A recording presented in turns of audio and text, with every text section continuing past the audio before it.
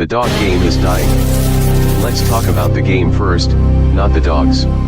It's the challenge of the wins, the competitive addiction, the thrill of the win, and the rewards of achievements. Losing only gives you the drive to come back.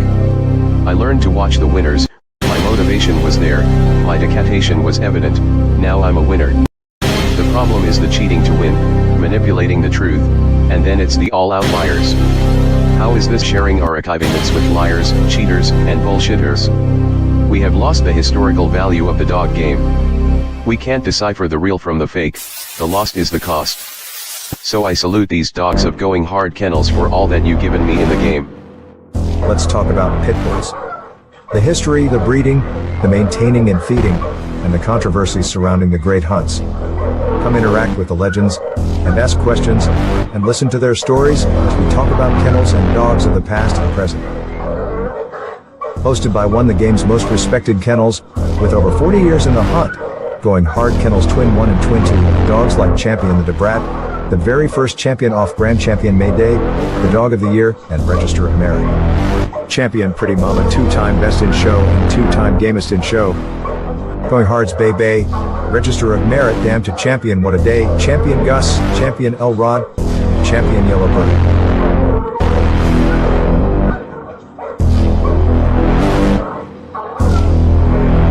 So pull up a seat, and let's talk dogs.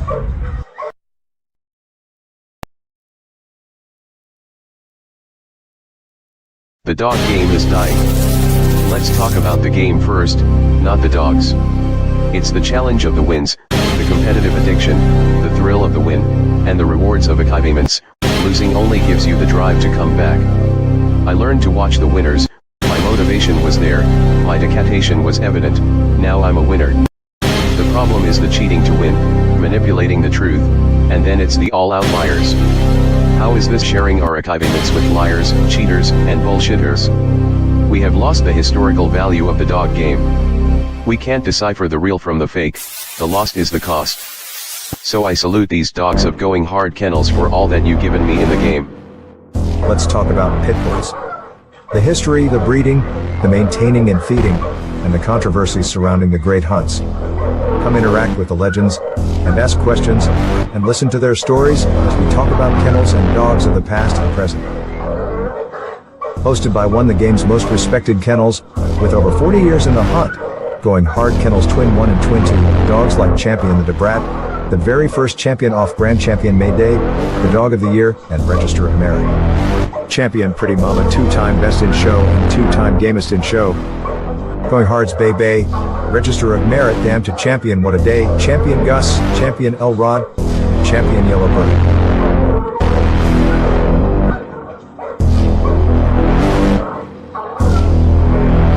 So pull up a seat, and let's talk dogs.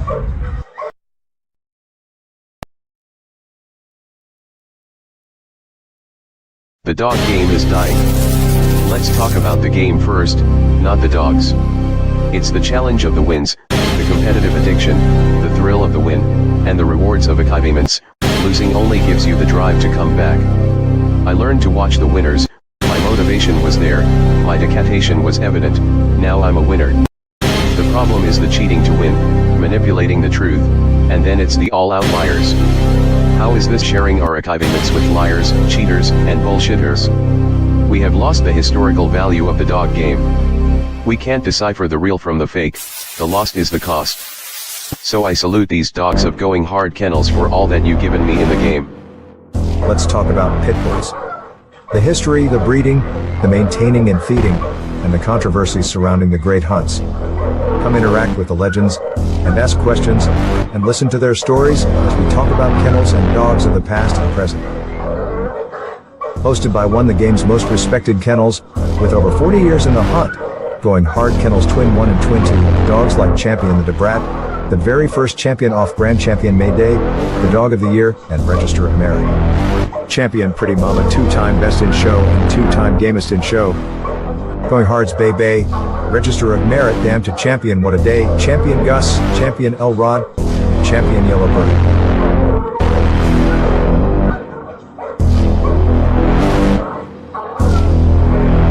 So pull up a seat, and let's talk dogs.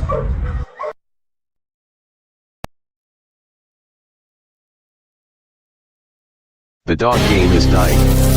Let's talk about the game first, not the dogs. It's the challenge of the wins, the competitive addiction, the thrill of the win, and the rewards of achievements. Losing only gives you the drive to come back. I learned to watch the winners, my motivation was there, my dedication was evident, now I'm a winner. The problem is the cheating to win, manipulating the truth, and then it's the all-out liars. How is this sharing our achievements with liars, cheaters, and bullshitters? We have lost the historical value of the dog game. We can't decipher the real from the fake, the lost is the cost. So I salute these dogs of going hard kennels for all that you've given me in the game. Let's talk about pit bulls. The history, the breeding, the maintaining and feeding, and the controversies surrounding the great hunts. Come interact with the legends, and ask questions, and listen to their stories as we talk about kennels and dogs of the past and present. Hosted by one of the game's most respected kennels, with over 40 years in the hunt, going hard kennels Twin 1 and Twin 2, dogs like Champion the Debrat, the very first champion off Grand Champion May Day, the Dog of the Year, and Register of Merit. Champion Pretty Mama, two-time Best in Show and two-time Gamest in Show. Going Hard's Bay Bay, Register of Merit, Damn to Champion What a Day, Champion Gus, Champion Elrod, Champion Yellowbird.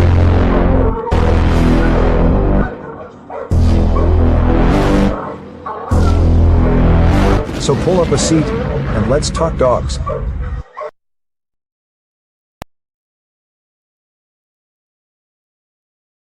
The dog game is dying. Let's talk about the game first, not the dogs. It's the challenge of the wins, the competitive addiction, the thrill of the win, and the rewards of achievements. Losing only gives you the drive to come back. I learned to watch the winners, my motivation was there, my dedication was evident, now I'm a winner. The problem is the cheating to win, manipulating the truth, and then it's the all-out liars. How is this sharing our achievements with liars, cheaters, and bullshitters? We have lost the historical value of the dog game. We can't decipher the real from the fake, the lost is the cost. So I salute these dogs of going hard kennels for all that you've given me in the game. Let's talk about pit bulls. The history, the breeding, the maintaining and feeding, and the controversies surrounding the great hunts. Come interact with the legends, and ask questions, and listen to their stories as we talk about kennels and dogs of the past and present. Hosted by one of the game's most respected kennels, with over 40 years in the hunt, going hard kennels Twin 1 and Twin 2, dogs like Champion the Debrat, the very first champion off Grand Champion May Day, the Dog of the Year, and Register of Merit. Champion Pretty Mama, two-time Best in Show and two-time Gamest in Show. Going Hard's Bay Bay, Register of Merit, Damn to Champion What a Day, Champion Gus, Champion Elrod, Champion Yellowbird.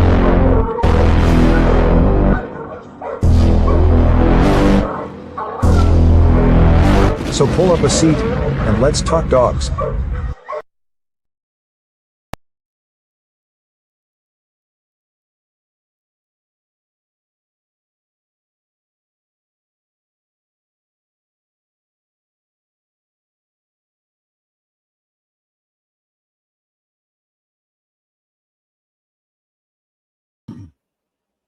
What up, though? Mic check one. Can I get a mic check 1, 2? Hold on. Yo, it's Hot Mic Friday. Big shout out to all my people out there in the Shark Tank. Big shout out to all my people out there on the back street. Y'all know what time it is. Don't forget to hit that like button. Don't forget to hit that damn like button. I hope everybody enjoyed your Christmas. You know, it's nothing like having a nice sit back, relax, little time spent with the wifey, enjoying a little Christmas and watching movies all day. It was a beautiful time for us. No kids running around, small exchange of gifts. We haven't had one of those in a long time. I hope you guys enjoyed your family time. You know, I hope nobody got to the Christmas dinner and wanted to know who made what. You know what I'm saying? Hey, man, look, we is actually going into a new year. We lost another great one. Those my man Super Nat, big, prayers up to him and his family.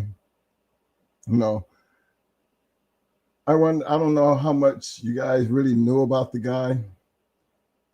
You probably wouldn't know that much about him if somebody, I think for one, we brought him up a lot because he had a lot to do with some of the things that we done. Big influence too. But it's just the things, the man been in the game so long and the things that he just knew. You know, the dogs that he had on his yard, the business transactions and everything, the little things that be going on behind the scenes, he knew it or he was a part of it. He was a great conditioner. As quiet as it's kept. A lot of people was sneaking their dogs over there and had him putting them in shape. But, he opened his doors up to us. Literally spent the weekend with him. It was just a good time. My prayers really go up to his wife because she was like really so nice. Hold on 1 second, fellas.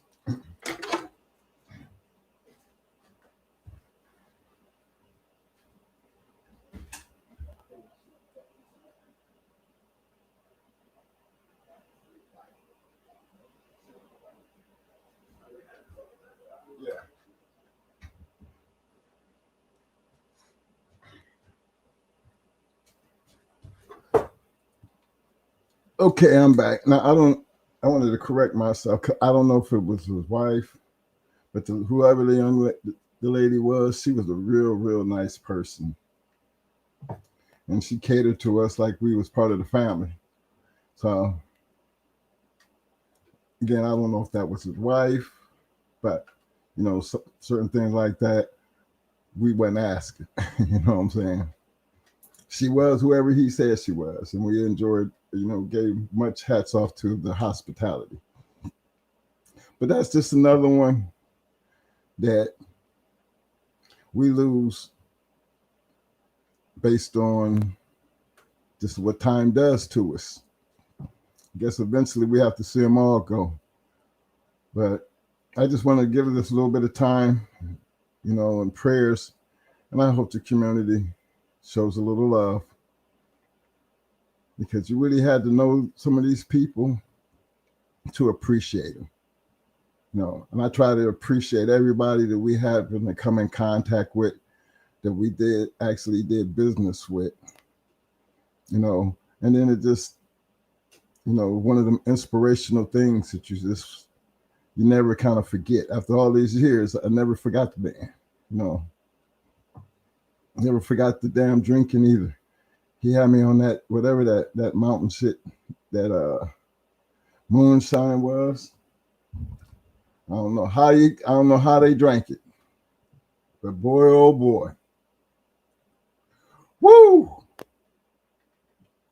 And just them late nights, just up talking dog, damn near to the next morning. So yeah, it was a shock to me when I heard it,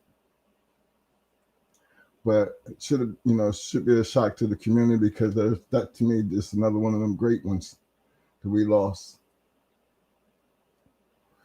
These last couple of weeks been rough on us, but in the same token, going into the new year, we got to be able to appreciate and respect that thing called life. And every time, we lose one, I'll just be thinking about,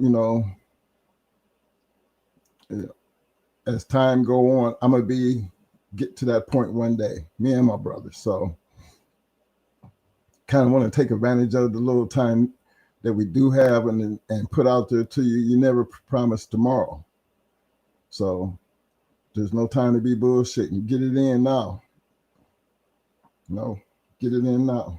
And make a change, don't go out backwards, You're gonna go out, making a change or some mark on this community. I think all of those guys, they weren't looking for, no popularity. They was just doing business. And that's what, for me, considering I don't know pedigrees and all that shit, I know enough because I've been around it. Just like my wife knows a lot about, fixing shit because she's been around me so long.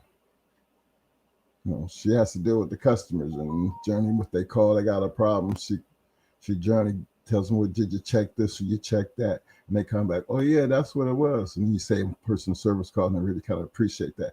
And they kind of appreciate her because she thinks she's a technician. So it's some little things that people do that goes so, it has a big bearing, and it just goes a long damn way. The little things,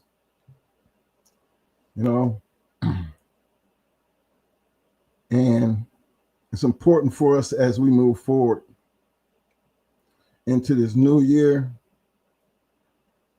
to take that same attitude when it comes to the dog community. I know Supernat, he used to also run some advertising in the journal, like all of them used to. But never ever heard anything bad about him. Even when he was telling us about the Angus situation,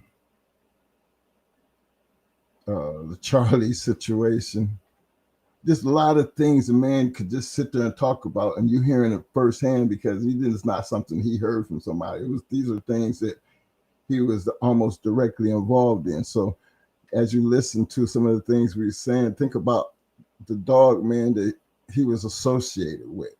And this a cool ass person. I mean, cool as hell. And I just one of them things that after all these damn years, I still appreciate that day, that moment. So prayers up to the family. Now, when it comes to us and these dogs moving forward into the new year, based on a lot of shit that we have went through in this past year when it came down to these dogs, and I was trying to go the year out, as we move out here into a new direction, because actually I am really, really trying to make a change on everything pertaining to this podcast. Been around long enough, doing what it's been doing, with me making no changes, spending very minimum time, just enough to jump in here and get this thing fired up, and we just go with it. But I said, you know what? This next year, I'm going to see if I can just make some changes, do something a little different. The conversation as far as the dogs, it never is going to change simply because we're always going to talk about the history and push toward the quality of this history going into the future. We made a promise to ourselves when we started this, that what was our major goal? For some of y'all who've been around all this time, when we did this, leaving from over at Dougie, what was our biggest thing was to set a platform where, the people that we were involved with, the past, that part of history, to never let none of those guys be forgotten. Because like we always used to say, how I feel about, keeping these men going because they're not in books. There's not a blank in the history of these bulldogs. There is a major part that we had a chance to actually live through and be a part of, and dealing with a lot of good dog men, having the chance to see a lot of things, you know, and then when you have the insights and a better understanding after the years and hearing the conversation and having the conversations, and the more you learn, the more, you know, you got deeply involved into these dogs, understanding them. You see, that to me is so important, because regardless of how I looked at the small things, and I say the small things are the small things to me, are like, I don't get into the breeding shit. I don't get into the paper, you know, as far as the pedigree shit. I don't get in the arguments that Mo and KP be having about what was their next move. I just always sat back and just, you know, I ain't got to be involved in none of that part. So my respect is always gone as far as I was always the one taking care of the business. Like when they was out on that road, couldn't get a hold of Ozzy, you know, might keep up and see what you can do. And they called me back, hey, call this number right here, see what's going on. I call that number, boom. They said, come on. And hey, send me the directions, and boom. It was that type of shit. The business side, I always appreciated it, because I always looked at how they were able to communicate as competitive as this game and this community was. Their ability to work deals and create the things that they were able to create was far, far more important to me than, you know, that other part. And then when you're dealing with people in business like that, you know why they do good business, because there's something about them, you know, that's important to them. As I'm saying, things are important to me, and I try to do business every day. You know, but moving forward, I see the same thing. You know, in order to make this game bigger and better, because the dogs are always going to be around, is just get involved in networking, being able to network with people. Now, we didn't say we knew everybody in the dog game. I think it's kind of impossible for everybody to know everybody. But it is a blessing to know a lot of people. You know, if you lived in your neighborhood long enough, you would probably know everybody in the neighborhood. And you might not know everybody, but growing up in neighborhoods, y'all knew all your friends. Probably knew them a block over, some probably on the other side of town. Well, that's how the Bulldog game was. And then you begin to have this relationship with these people. That carried weight with me. Let me do this right quick.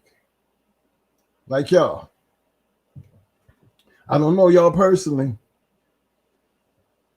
but because of this networking that we do, you know, podcasts and Facebook and things like that, brings people who don't know each other a little bit closer. You know, and it trips me out, like when we be out places and people, hey, they know us, and I get a chance to put a face to the name. That's big too. Like my man, the one and only, what up, Mr. David Morse? What up, fam? Big shout out to my people over there at Game Dog University. What up, fam? Y'all keep doing what y'all doing. Keep dropping them links out there. That's another one we've been hanging out in lately. good conversation. Again, the thing I like about that type of shit, you're gonna always have people's different views. Everybody has a different view as far as how you do shit. But the more you do this shit, the more you're gonna start sounding like the next man when they doing it right. Because most of the time, when the shit is worth talking about and they're doing it right, you can't help but talk about it. And when it becomes your turn, you're gonna find yourself being in that same predicament because you can't stop people from talking. But there's no bigger testimony to this game than the person who actually put in the work and people are talking about. Those are my shout outs. Big shout out to my man, Mr. Paul Johnson. What up, fam? And I want to give a big shout out to Guy Colston coming in, showing that love, dropping the 10-piece bomb. Appreciate that, fam. Mr. Colston. Guy, I don't know. Let me see something here. I don't know if you got your hardware, but before the end of this show, just as soon as I get a chance, I'm going to make sure you get your hardware, sir. I need to show them. So I think you were wearing black, but look, you're going to get that from me, fam. Big shout out to my man, Mr. Carlos Lee in the house. What up? Bam! My man Carlos say, GHK in the tank. Let's go. Class in session. Salute everyone. 100 muscles, fire, the legends. Hey, I appreciate the love though, fam.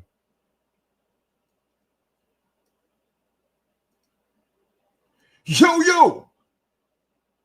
I mean, Havoc 360 in the house. What up? Bam! Yo, S-Space say Kennels representing. I see you, fam. Shout out to my main man, Mr. John Dimbry. What up, fam? I feel like a co-host or a host of a show when I say Mr. John Dimbry, everyone. That's one of them perfect names. You can just put it out there. Everybody, I got a special way of saying certain people's names because you see them, it just runs off my mouth. Can I be in that moment? Full bite Kennels in the house. What up? Bam! The one and only Mad Doctor in the house. What up, fam?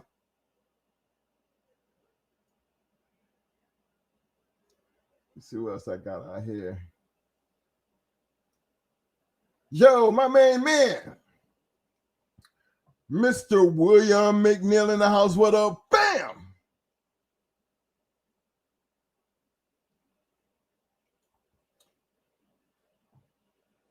Shout out to my man, Mr. Johnny Rocket in the house. What up, fam? He said, Mr. Larry Combs, a.k.a.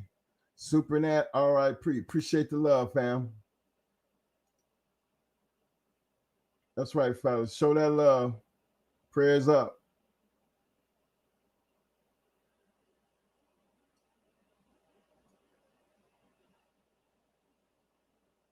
Let me see how this happened. Okay, guys. I see you got your hardware already. Let me see this here.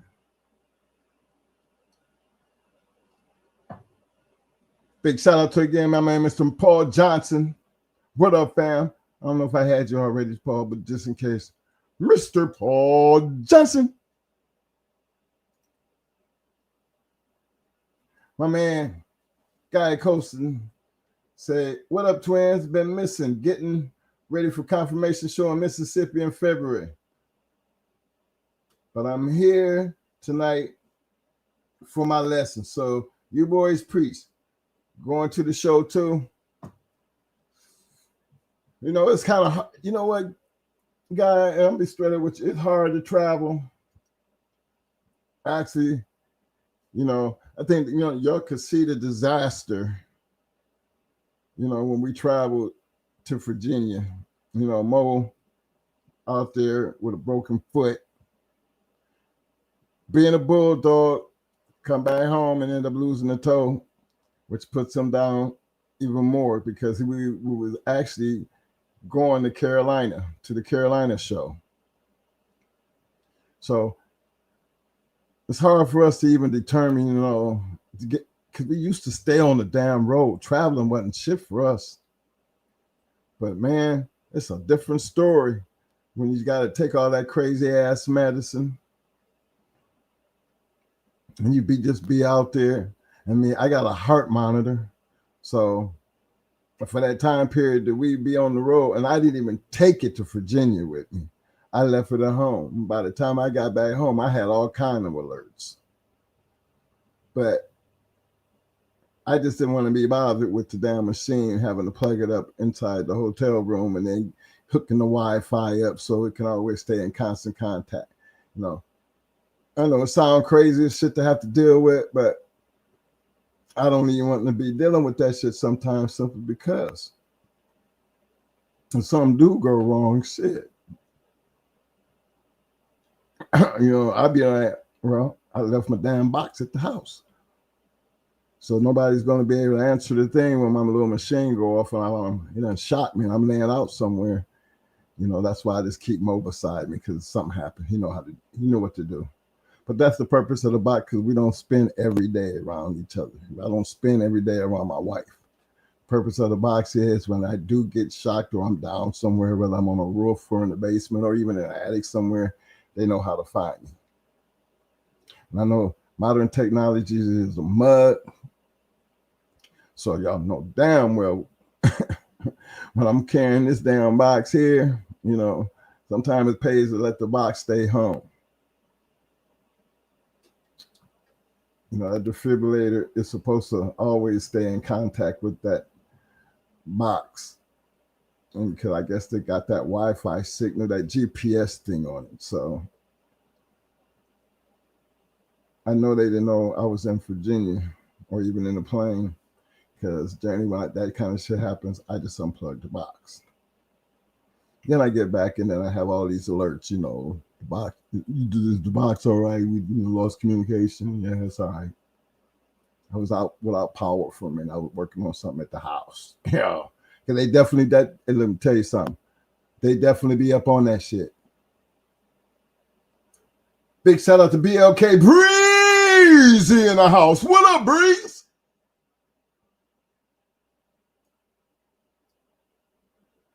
Big shout out to my man, the incomparable Mr. Dickie Buster in the house. What up, fam? Merry Christmas to you, fam. Definitely hope you had a Merry Christmas. And you got a good, we follow each other on Facebook. Beautiful family, man. Beautiful family. Just want to throw that out there.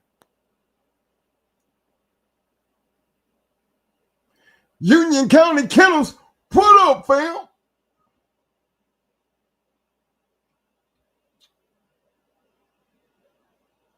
Big shout out to Game Time.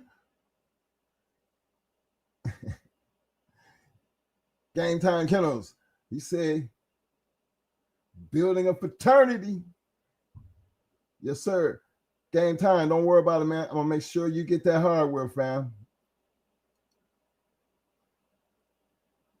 See what else I got going here. I think I'm down. Yeah, fellas. Again, don't forget to hit that like button. Now, we know when we look back on the years, and this past year, we only been doing this going on, this almost come up on January will be 3.5 for us. And well, through all the people that we've, been around and been able to talk, dog, it has been very inspirational because over all that time period, you might not get everybody to kind of, and I don't even say buy into,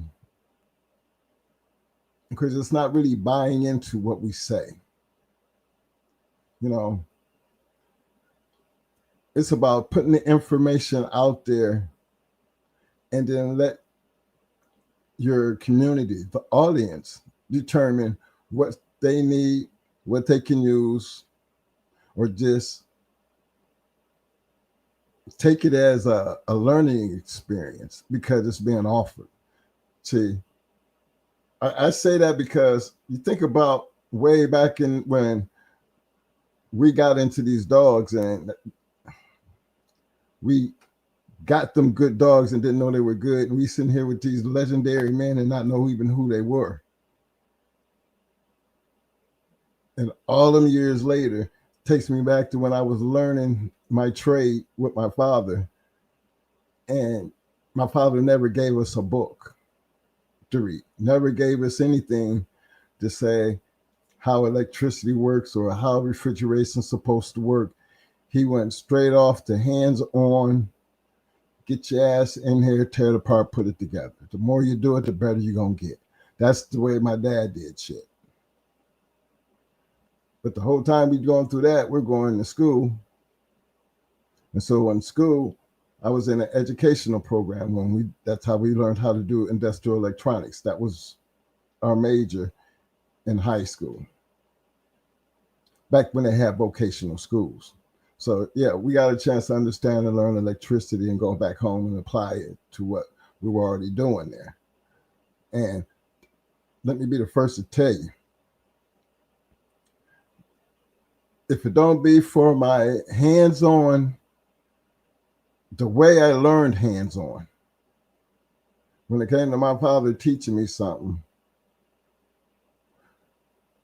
I don't know what the hell my life would have been like once I had to pick up a book and be tested on it. See, I never went to school, or went to them classes to pass my state exam here in the state of Florida to be a contractor. I basically went off the knowledge that my father had taught me. And I really wanted to put that part to the test because Dad never gave me a book. So now I'm going to apply some of these book terms to my hands-on training. And I'm going to tell you, man, that shit was hard as hell because I had to create an association to what I was doing when it came to hands-on and then trying to apply it to what I'm fucking reading in the book. And the book just makes the simplest shit so complicated. Okay?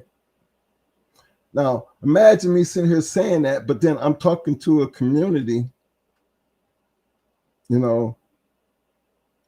based on our historical past or something that we were a part of.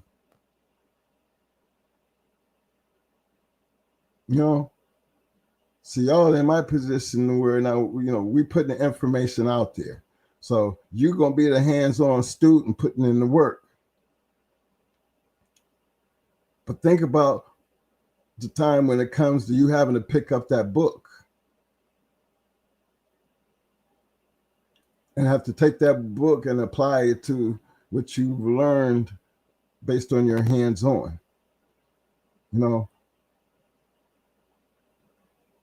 When you deal with certain things on a consistent basis, you're going to always, by human nature, try to critique it and always make you, feel like you can do better.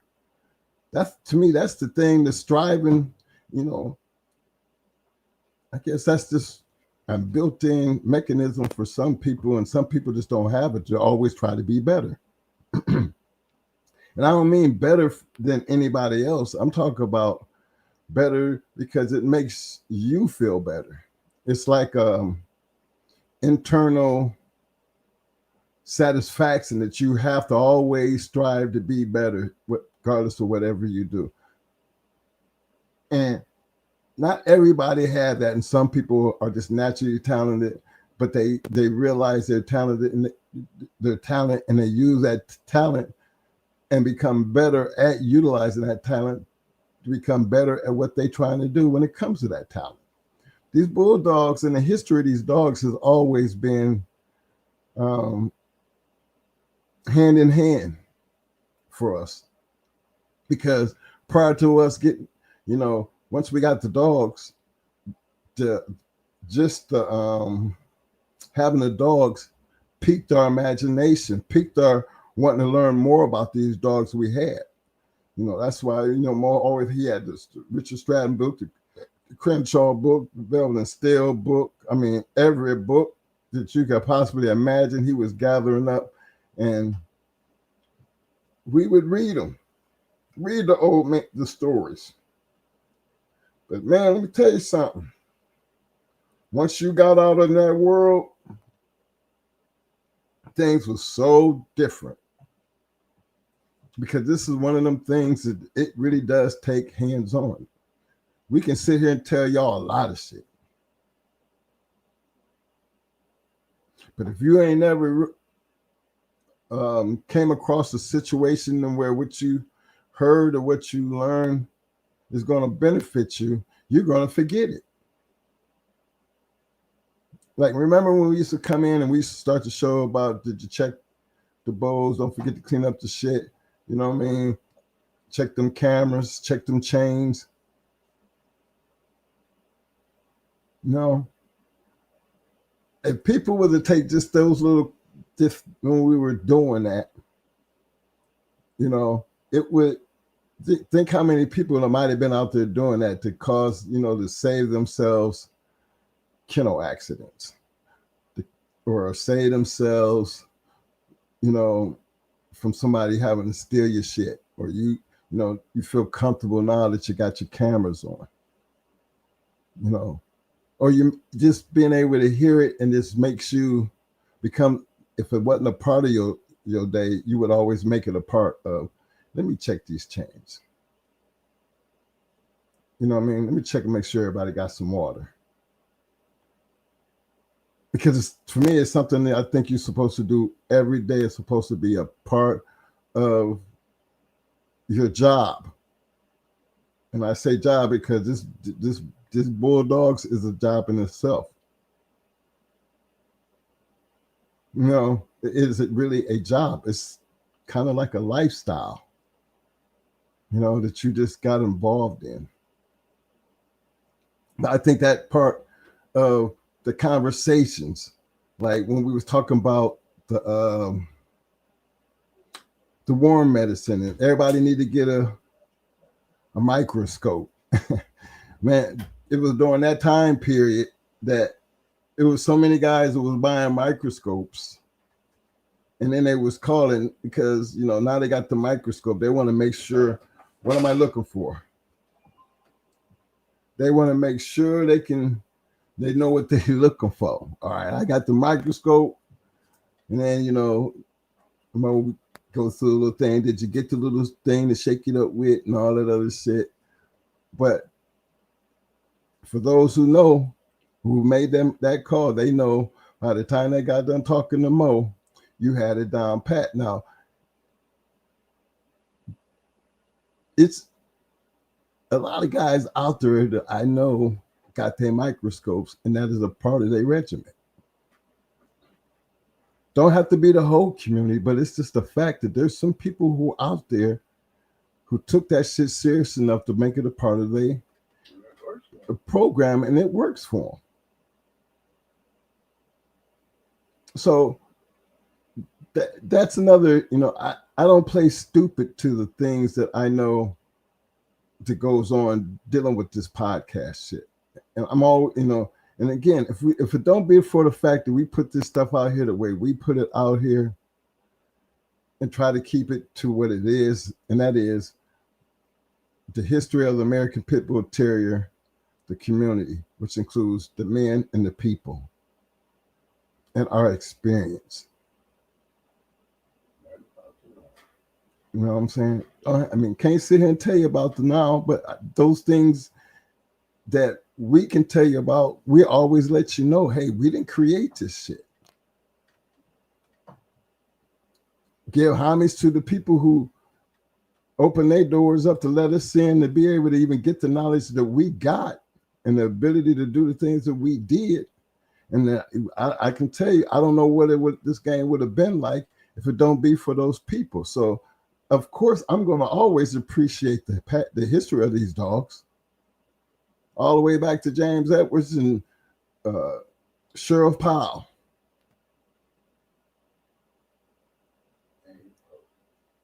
Pope. I mean, there's so many people I can go back there and name, man. And I mean, that's in the very beginning. As we work our way forward, the Ozzie Stevens, the T.L. Williams, I mean, now the names just done got bigger. Man, that's what this community has done for us. And I'm still living to be able to tell you that.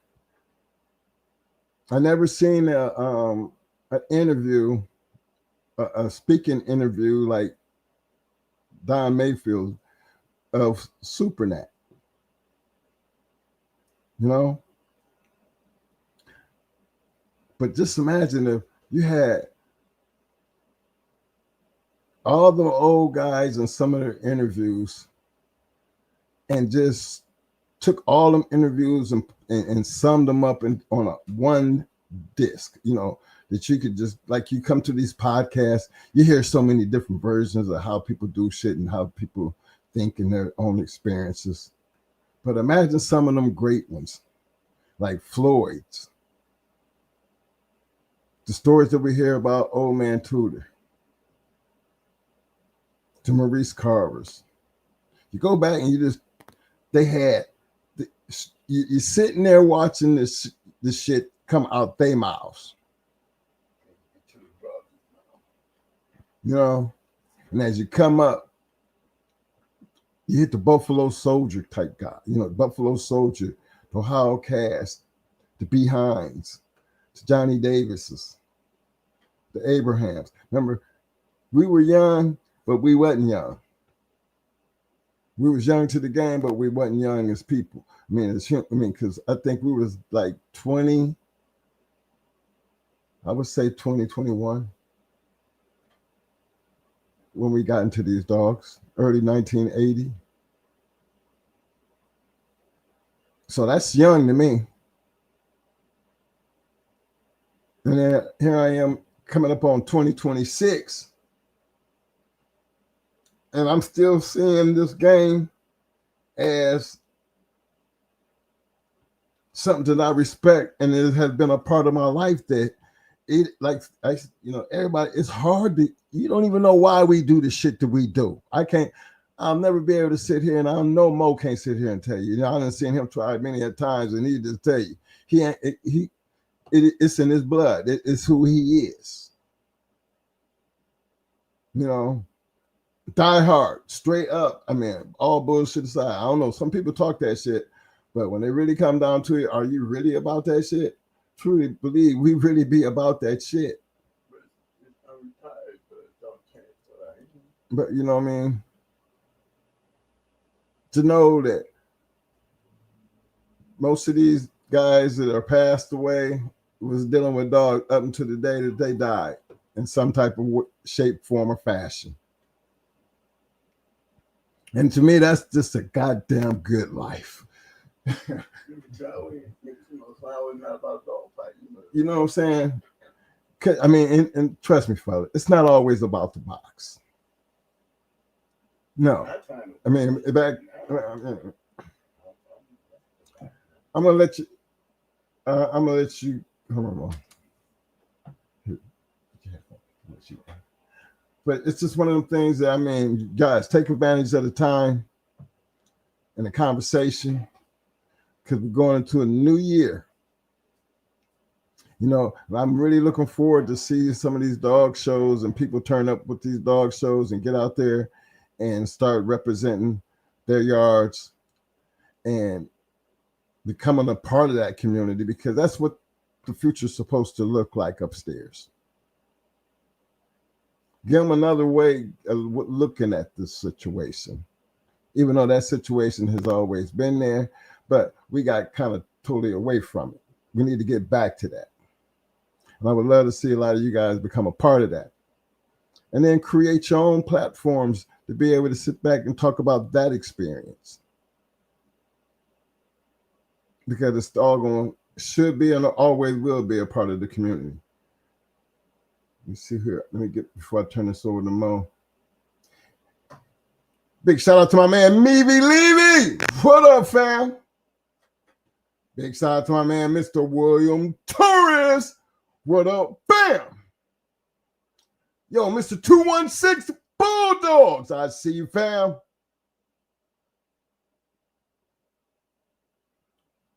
Mr. 216. Well, I got you here, fam.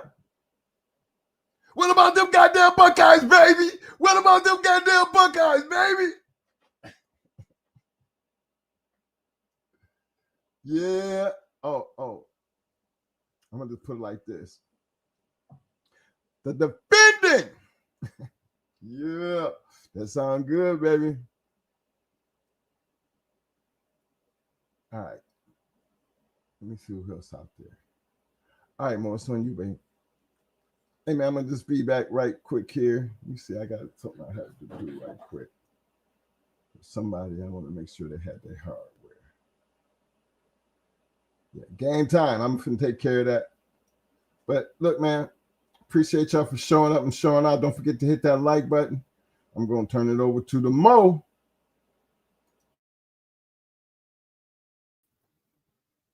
So you, bro. What up, everybody? Hey, man, make sure I got this thing going on so I can hear the mic. So y'all can hear me. Yeah, go down. Now, y'all know when I get on here, if we ain't already been on the bus and cross the bridge, get on the bus and cross the bridge. Okay? Everybody get on that bus, we get over the bridge, you get on the footprint. And the reason why I'm going to make that clear, because I don't want y'all to keep getting me mixed up. Like, okay, y'all can't take me and my attitude in the way I am and ride and nothing that has anything to do with what y'all do with y'all dogs today. I ain't that community. I'm taking y'all into my community. And that consists of us getting on the bus and going back in time. So when I say I am who I am, when I'm doing this show, I'm not playing in your time. Y'all playing in my time.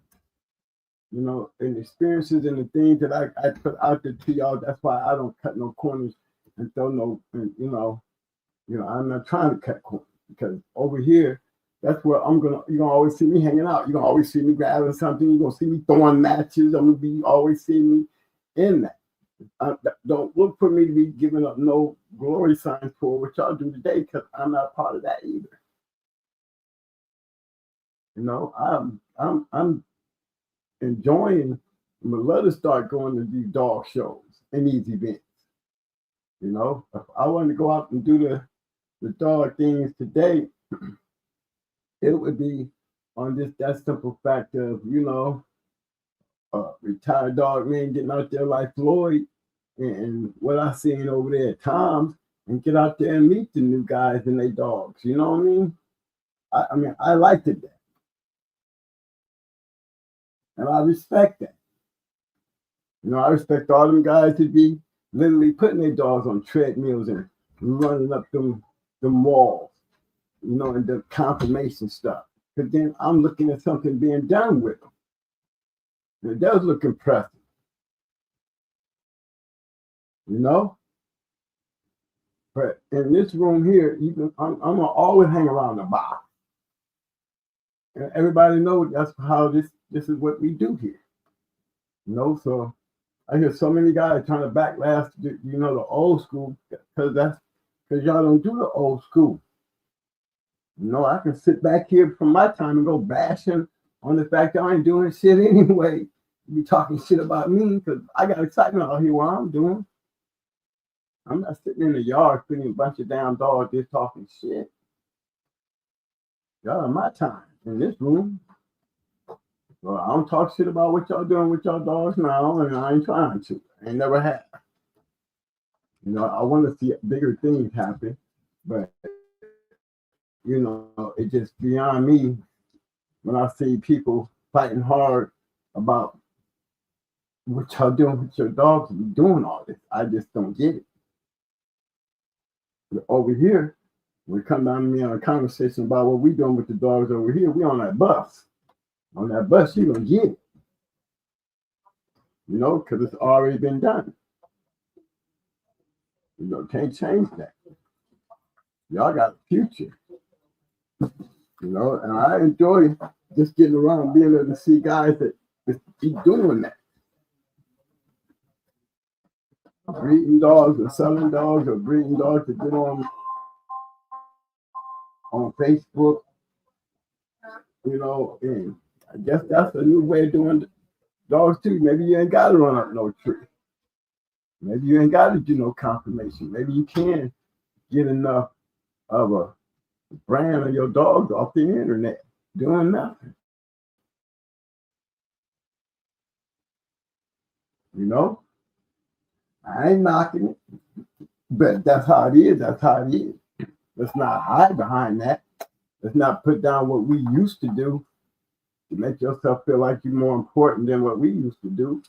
When we were doing something. Okay? I don't understand how y'all let that kind of shit come out y'all mouth when y'all ain't doing nothing. I just don't understand. And I'm speaking on it today because I just want people to know that y'all gonna continue getting bulldog over here. You know, because that's what this has been about from the start. You know, yeah, I can go back and go get Mile. I can go back and go get Triple M. I can go back and get, you know, a couple news. You know, Schoolboy, they are all entertaining. Frosty, man, they'll come if I ask. You know what I mean? But we gotta be on that mode though. You know, participation. You know, when I start calling them guys back, then I don't have to worry about, you know, me sitting here conducting the show. They can get up there and conduct a good show themselves. I like to sit back and listen to them. You know, my place, I'll be quick to give up my mic, let them go hang out, let y'all do all the questions and all that. You know, because it'd be interesting to me. You know, not enough real bulldoggers is out here doing that. And then when y'all do get them, you know, it just be like, you know, real new.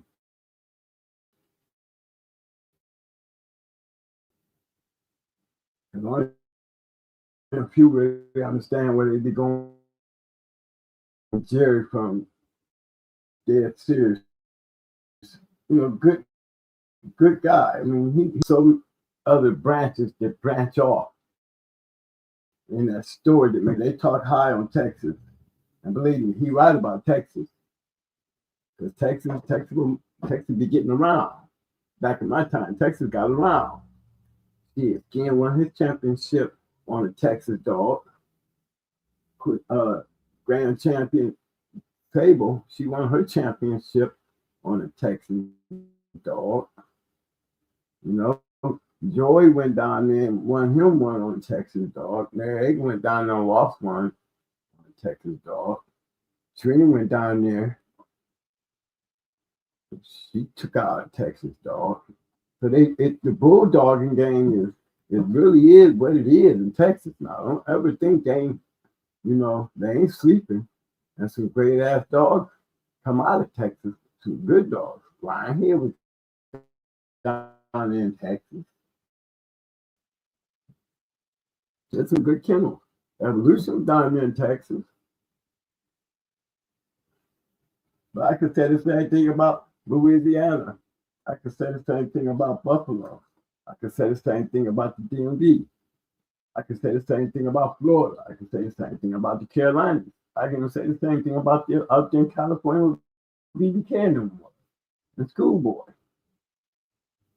They all had great dogs out there in all these places.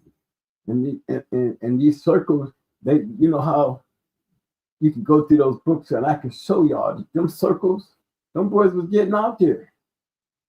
They wouldn't get some Texas. Texas was jumping in, catch Texas up in Ohio, catch Ohio down there in Texas, catch New York. those fast lanes, and whether y'all want to accept it, what you want to call it, whatever, it's the fast lane to me. And I can look into that journal. It looks a whole lot different than you hear somebody saying fast lane always out here, and you can't understand what the fast lane look like until you open up one of them books and you see all them dogs being put down. You know what I'm saying? You can look through there and you know what the fast lane look like. And you're gonna see those common names in every book you pick up. It'll teach you to show you what the dog game was like. That's why I try to share it with you guys.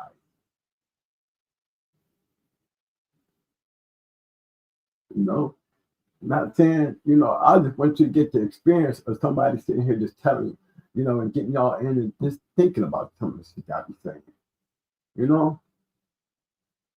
Because, back here, that's where we hanging out at. So y'all can get the real taste of what, coming out the mouth. And many times, I like to show you those great killers in the book. Like always talking about them, I like showing the reports and the different areas of those reports. Get down there and get ugly with it. I want to talk about Supernat today, though.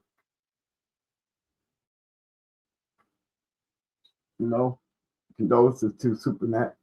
But I want to talk about him because he was one of them quiet dog men that everybody knew him. I mean, all the old dog men knew him. David Tant knew him. He down there in Virginia Hills, but David Tant, he was sending Supernat dogs.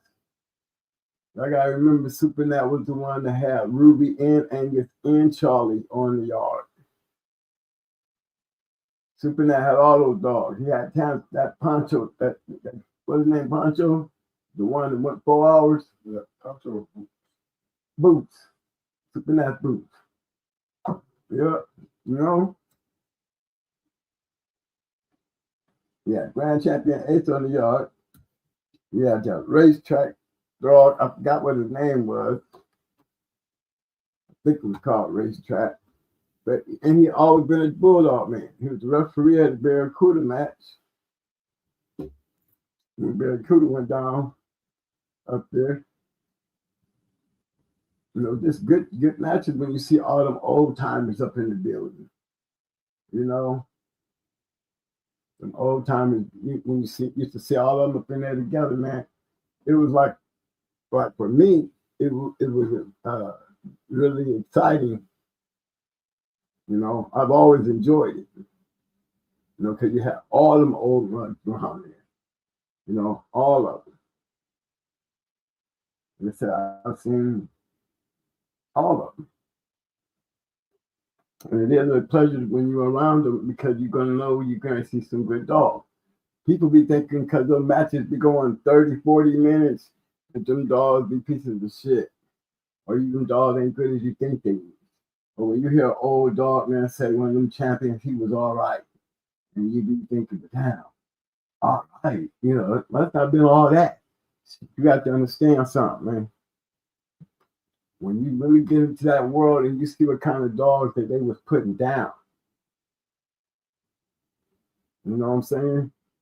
You just don't go in there thinking you got to kill it and thinking this dog across from you, he ain't thinking he got to kill it too.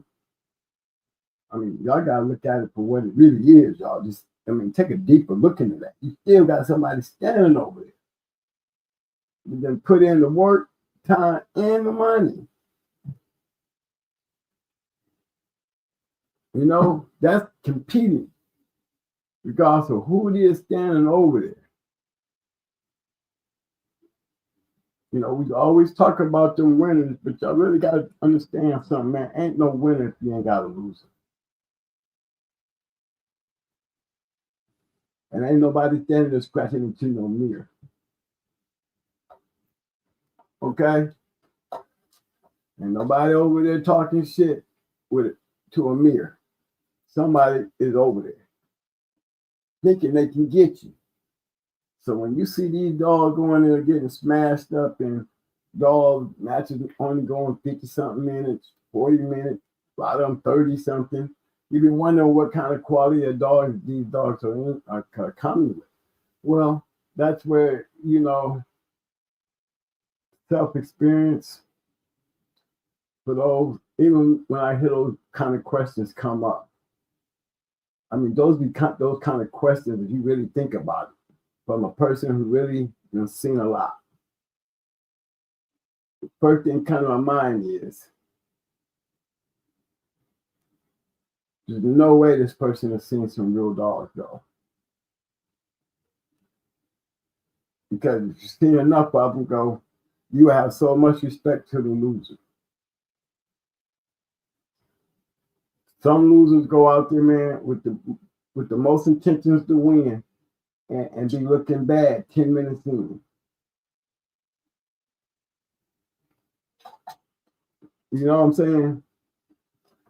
You didn't see a great dog that you thought was cold go out there and run into something, and that's why you was betting for him when you came in. Okay? You was paying out at the end. But why was you there? Why was you paying? That's how the game went. And those matches do be good. I mean, I've seen what you would call easy ones, but the only reason it was easy because the level of the dog that was put on them.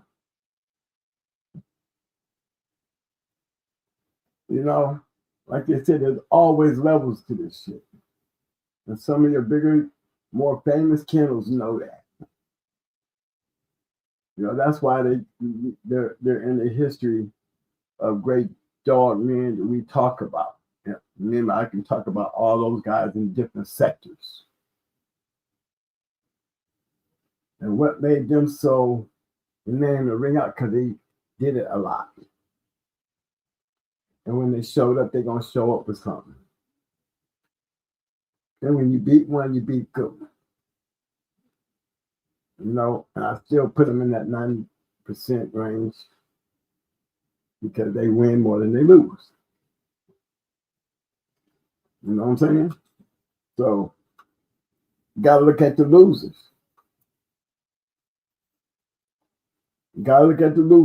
Some ain't got no business there because they forget those levels. Those levels mean everything, man. It's just what kind of level of dog is going on you tonight. And what kind of level can your dog step up to? Can your dog step up to the level? Because if you can't, he's going to lose.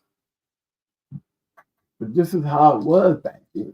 You don't put enough emphasis on that actual, it takes two. And when we look at these match reports, I would guys really start paying attention to some of the major ones that I be putting down, because if you notice, they be like, just because you don't see a one there, or you just see these guys here, but then that might have been your area, and you might have knew them dogs. If they reported where we can look at them, some of y'all might say, I know that. I think I was there. You know what I'm saying? On a lot of those shows. Yeah, I like doing that. And I like doing that more because it gives you an insight on what was really going on. You see pages and pages of winners and losers and every yearbook. That was what the dog game and the American Pit Bull Terrier has been built on since the 1800s. And they start working their way into this country. And all I'm doing, if Mr. Mayfield and Floyd Boudreaux and all these great dog men out here, we got recordings of and all that stuff. I'm trying to be one of them to bring in, like I said, the ones that we won't see in a book somewhere. Yet we could go back and go looking into those good days and good years and see these names and heard about these people. You know what I'm saying? Because I done put a lot of them out here. They got a lot more to really show you. The more I can be able to get inside these books and really tap in and show you it's not always just Mayday. Just look at the combinations what was working during this time. Like, remember I showed y'all a whole lot of blackjack dogs, showed y'all a whole bunch of Mayday dogs that ran through there and just take over the cover. You know what I'm saying? The boys' dogs when they was handling this. I mean, it just show you the history in so many ways. We talk about so many bloodlines, but you know, there be those ones that just stand out. And it's nothing to argue about when you got a book that you can look through and see it for yourself. We ain't just sitting here clapping, but you call it capping. When you capping, when you talking and you ain't got nothing to stand on. Yeah, I'll be capping, I'll be grabbing shit to stand on. So I don't want to see y'all can constantly hear me talk about it. Let me point this shit out. Look at this. Look at this. You see what I'm saying here? You know, and it's right there. And then while we at it, we can look into that shit and really look like it. You know, when you tell the story or when you see the dog and just put that imagination of that dog having to make them scratches, you know what I'm saying? Or beat these dogs to get the title that he got. And when you see a bunch of the people out there doing that, man, there's nothing easy about doing it. You'll see a lot of them guys in there just walk a lot. But guarantee you, I'll show you growth. Jihad was like that. Let him go was like that. Never say never was like that. You know, these guys started off just like us, getting their head cracked.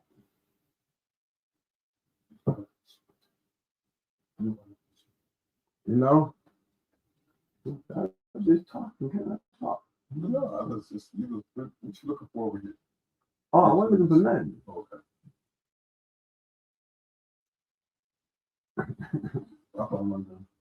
No, I wasn't looking for nothing to do. I was just talking. You got me off my talking now. You got me doing this now.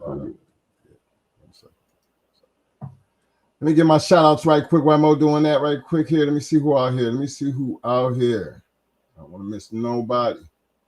Yeah, let me go back up some. Quick FC7. What up, pal? My man, Mr. John Johnson. The incomparable Havoc 360 in the house. What up, fam? Hammer to the nail. I see you, fam. Hey, look, Mo. Hammer to the nail said, Eminem, when y'all having a barbecue? You know what? That would be something nice. You could tell us where you want to go have it at, or we can come on. That would be nice. I mean, I think it would be nice if we could all just have a, you know, and some of these dog confirmation shows, you know, they actually are kind of set in format because a lot of people can't travel. So it's good. The more you travel, the more you have these events, as you know, in certain areas, the more those communities grow in that area to the point to where, hell, one year you might have it over here and everybody show up. That's that one trip out of the year that everybody can, you know, like Tom, he kind of gave me, you know, inspiration based on my very first time going down there and the amount of people before we went and we talked about we was going, and then the amount of people that was there. I'm telling you, it was over 1,000 something people. I mean, it looked like 1,000. I mean, there was so many damn people. I was shocked because the parking spots in both places, they was jam packed. So, but that was, you know, that was a big thing for me because I'm around a whole bunch of people and all these people would have something in common. And that's these damn dogs. And I'm glad I got a lot of pictures because it was just a great moment. And I think every dog man should experience that because that's what it is. It's one hell of an experience. Vulgar display of power in the house. What up? Bam!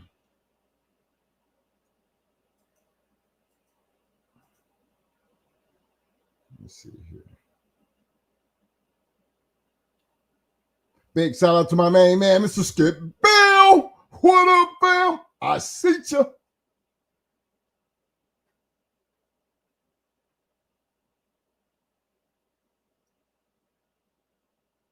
Yo, small time kennels in the house. What up, fam? Big shout out to the one and only my brother, Pit Dog in the house. What up, fam?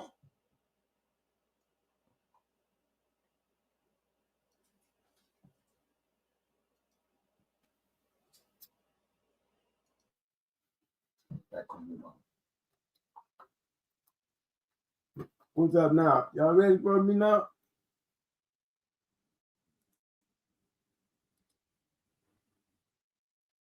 Y'all just gonna be my first dog I start off with.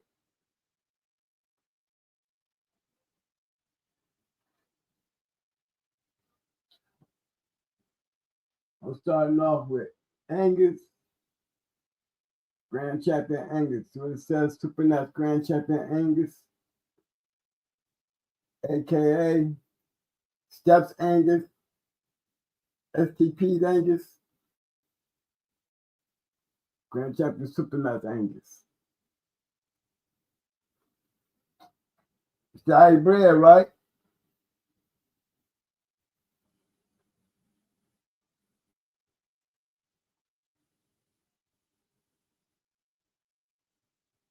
Help y'all with this bottom right here.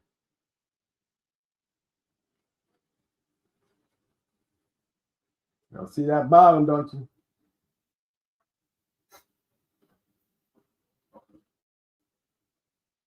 What? You see that bottom? Let's stab her again.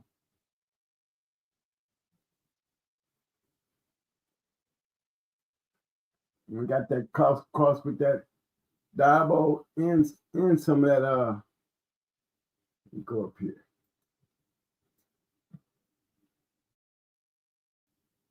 You're gonna see Kobe, all kinds of stuff in this stuff. There go Kobe's dying.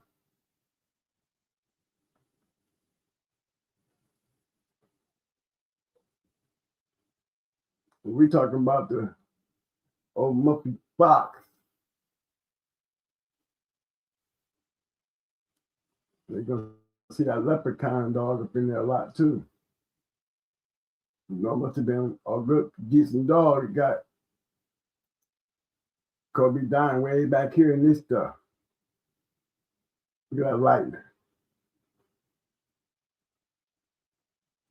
Started looking like some old family red nose back down in that shit, don't it?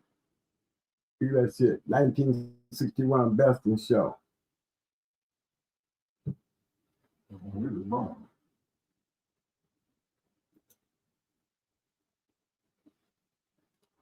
And look, we way back here on Fox, and we got Kobe dying way back here in the fourth generation.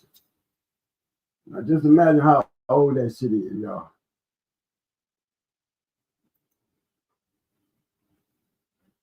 Even back then. That's why I said, man, that Stabber dog must have been a bad dog, y'all, because I've seen him in a lot of killers popping up. And this one right here, he was the first recognized champion beater. It's the first dog the word champion beater was being used. And I got him in one of those books where they got his the dog that he whooped a couple champions. Okay. We're gonna grab another one of Supernat dogs right quick here. Let's go check out Angus and his production before we leave there. Okay, there go Ruby.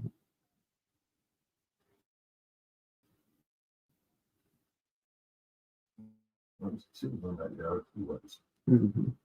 You see that first 7-time winner, champion Mac, already coming off of Racehorse came off of Ruby and Angus. Mac came off of the Geo Dog. Yes, she was a 2-time winner. She was a bad little chick too. Super Nats Butch, 4-time winner, coming off of Ruby and Angus. And Loco, a champion coming off of Geo. And that's Angus. That's why he a registered man. But look at the dogs.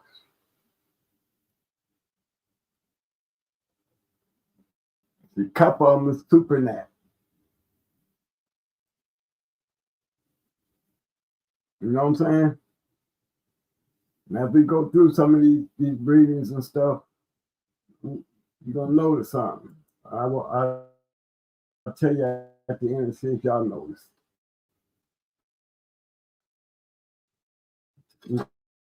Go grab another one. I could have went to race horse. Hold on.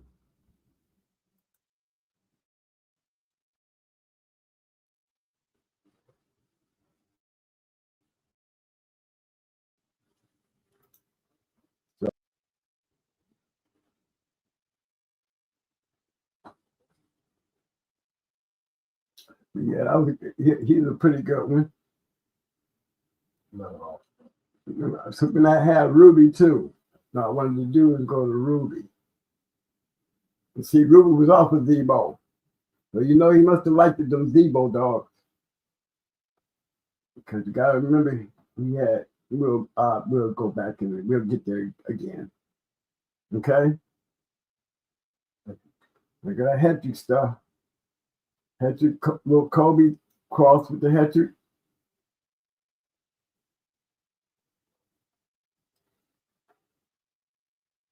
You know?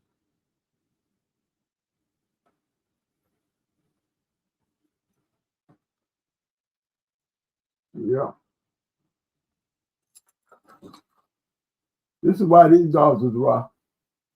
You can tell she must have been a rough bitch because Stutz and them had it because they like those killers.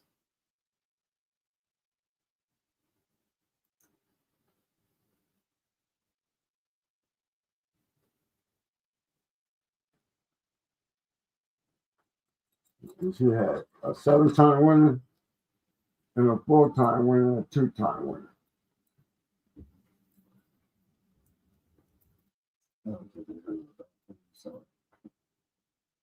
Y'all can't hear me? Oh, they can do that. She goes through the circle.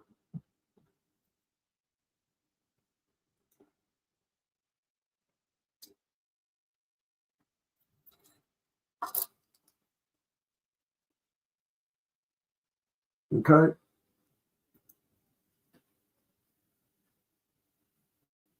Let's see if Red Horse produce anything.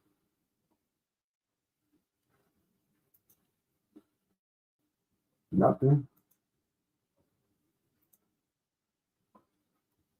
Check Butch.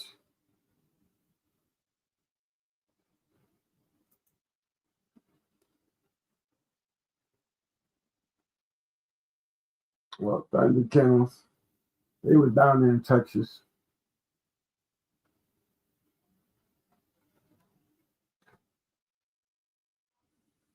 I know that Thunder Kennels had one of Red Ace Little Mate's sister. She was a 1-time winner off Ace.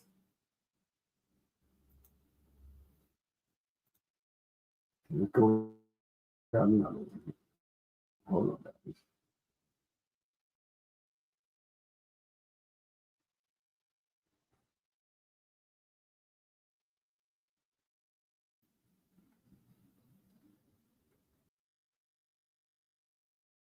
Supernat Grand Champion Ace.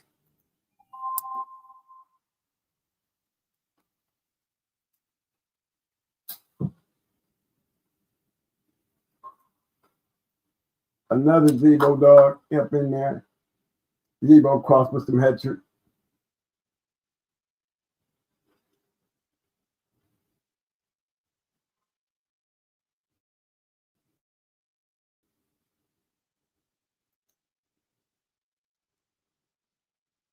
Miss Willie had a little make brother, Champion Willie.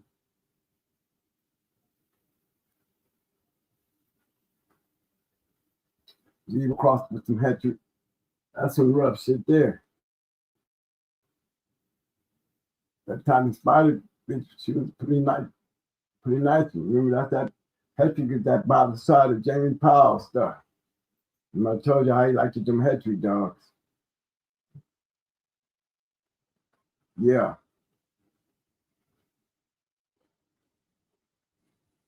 Adams Kate, champion Queenie, revered the art. Champion Kate, when she buried the grand champion Stubblefield buddy. Buried the grand champion Zero, she produced.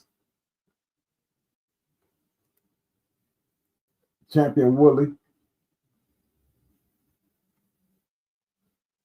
They're gonna miss Wooly, grand champion Ace's mom. So Spider was bred nothing but grand champion.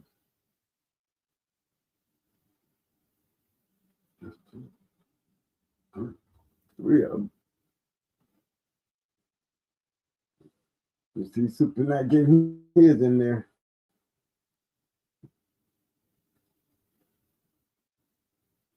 Adams and Steps, they all kind of hung out together. They like them killers though. You best believe when you go into them, you best believe they would use, every one of these dogs was killers. That is the perfect. That right there is the perfect pedigree. That and the offspring of breeding champion to grand champion type shit. Oh yeah, when you breed champion to champion, that's what they're trying to get. Cause all these dogs led to some ROM shit. You see all them ROMs there? That means we could go beyond this shit and find more shit. That just to me is the perfect. But look at the people we're talking about. They all knew each other. Yeah, they knew each other. They played each other's jobs.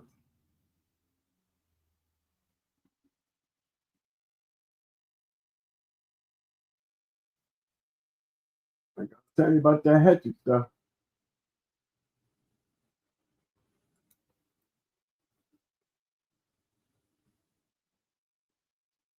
That grand champion Ace is down right there. We already know Charlie. More Kobe stuff though. You know, if you notice in each one of them, Angus and H, grand champion H, 2 grand champions, you notice something in their pedigrees?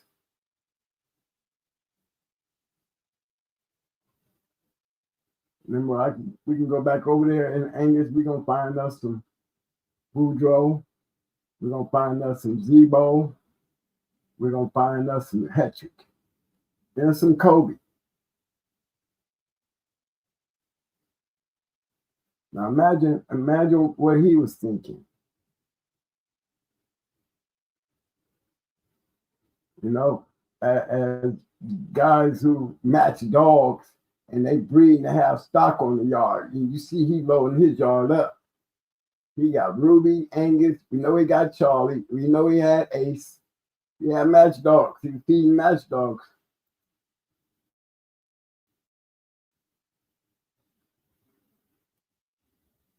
Another grand champion Feisty, upper grand champion Ace. Super nice Iron Lady. Super nice Lily Mae.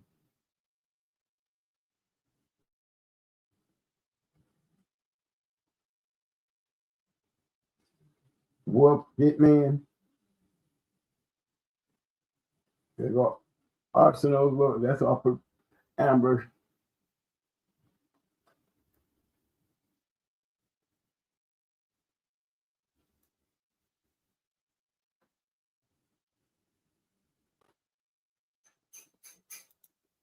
Champion Feisty.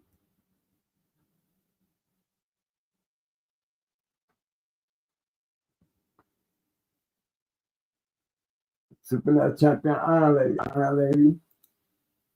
Snooty Dog for sure.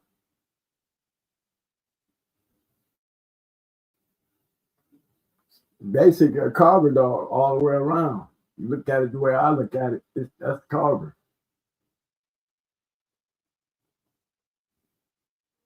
Look how he bred that shit.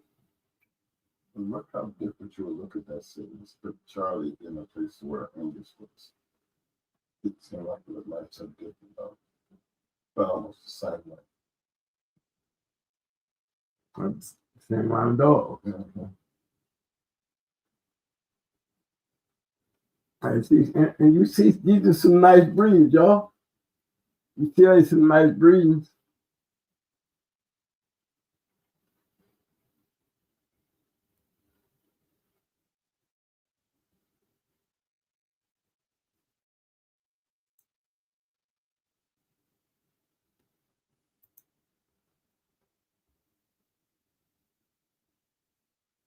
Champion Lily Mae, off of Iron Lady. You were just one win short from being a registered mare, wasn't she? Yep.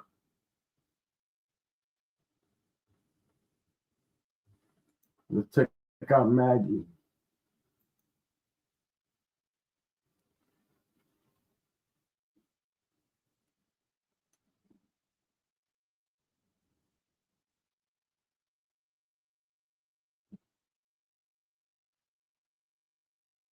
You see how he breeding this shit though. You know, he keep them champions up in his shit.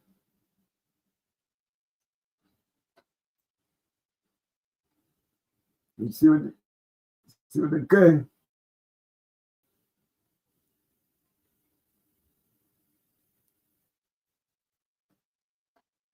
I would expect it to be biting, that's for damn sure. And with Double Charlie and they probably have some talent. But I guarantee you he was biting. Guarantee you he was biting.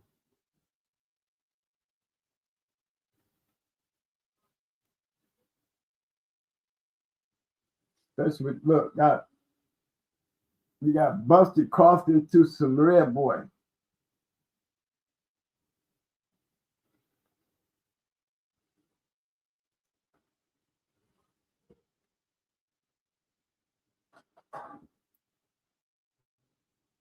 I'm gonna get some of that shit. See what he was doing on his yard. Y'all a little bit, show y'all a little bit about Supernat.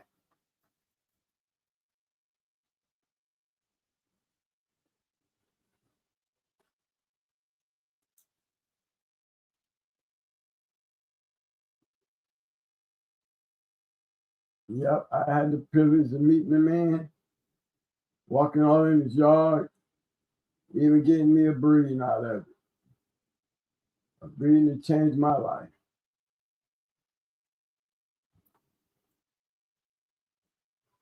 At least I say I can have the experience of meeting a good dog man. Another one.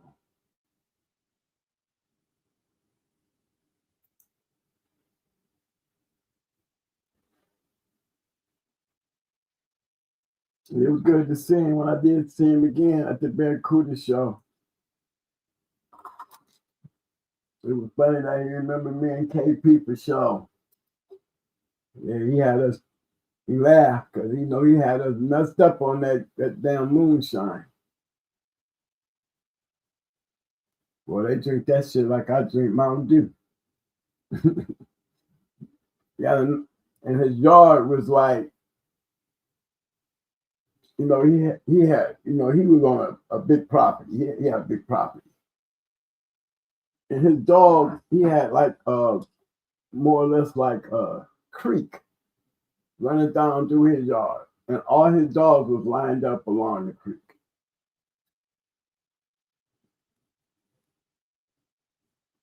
All the way up the hill, all the way down the hill, alongside the hill, everybody was lined up. And then, like I said, dog, we walked in that man's yard looking at his dogs, and Grand Champion Ace was walking right with us. Walking right down through there. I mean, dog barking, hitting the chain, acting crazy. Ace didn't give a damn. He walked through that yard like he owned the yard. He dog.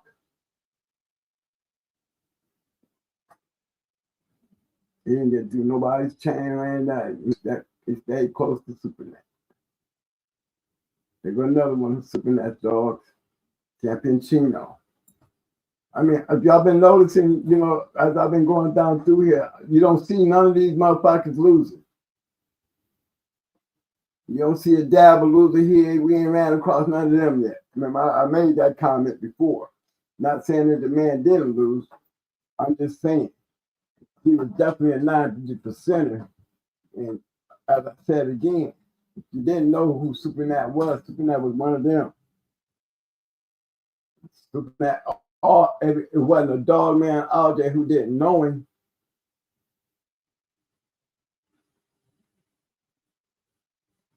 I'm talking about the ones who was out there getting it in. David Tant.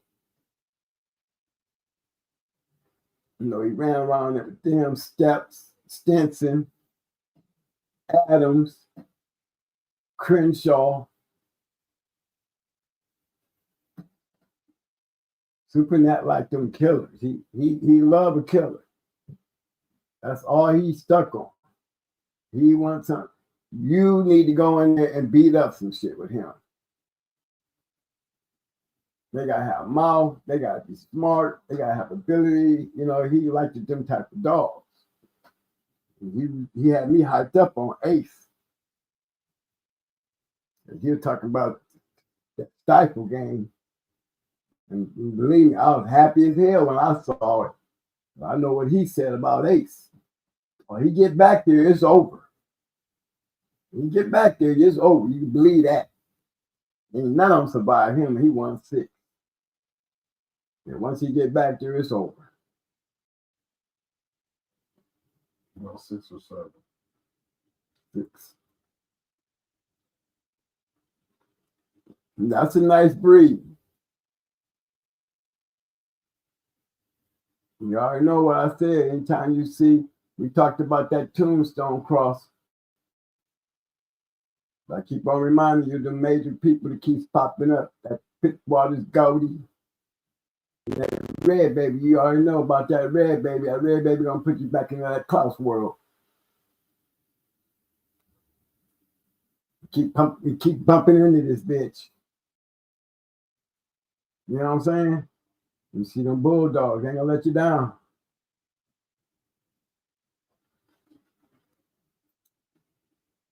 And that's Champion Chino. See, Supernat, he was working, man. He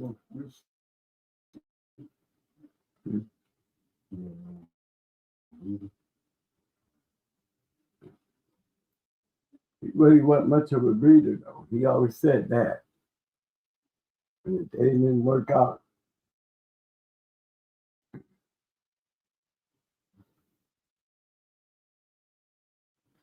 We couldn't got one. We got another one here. We got him and I. Like we couldn't get over ours. We was headed down to Supernat, like I said.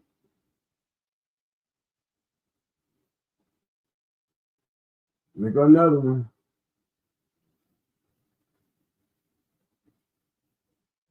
You ran up there and built that Chino.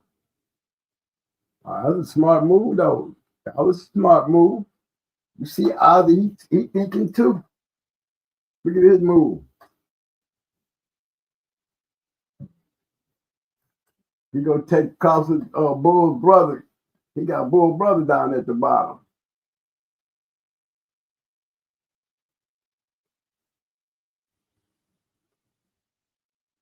I told you, Ozzy Stevens and Andre Giroux, they mess with Greenwood dogs. And I also told you guys when Andre started falling off,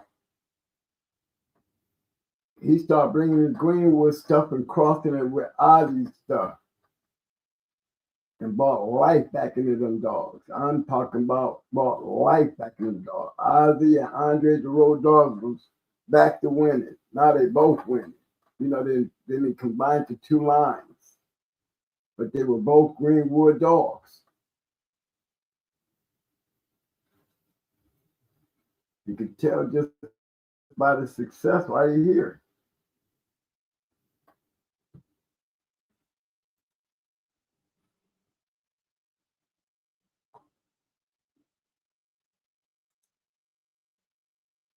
Anybody got any questions? I'm just going. I'm going through. Okay, here's what made her all rim. Made champion off yep, one off Pacino.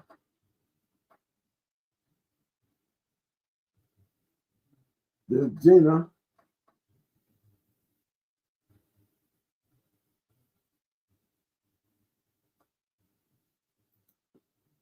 Now you got to go on the snake.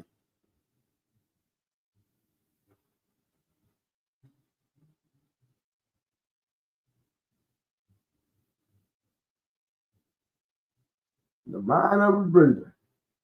You see what he's doing? He's still taking this shit to Grand Championship too.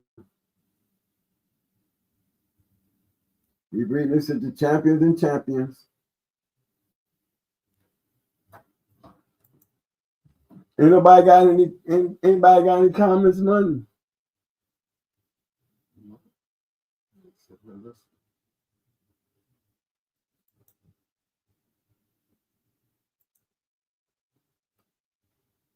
Oh, Supernat. See how they be running though. And I always say, you notice something, all whims. When I go back down here and start getting back into this all whim category of dogs.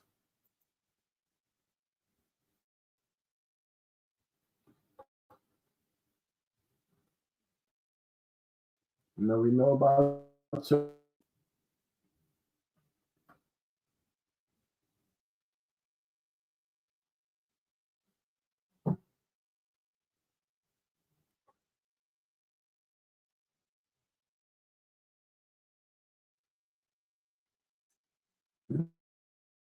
he was a big dog on the yard. A great dog the man had on the yard.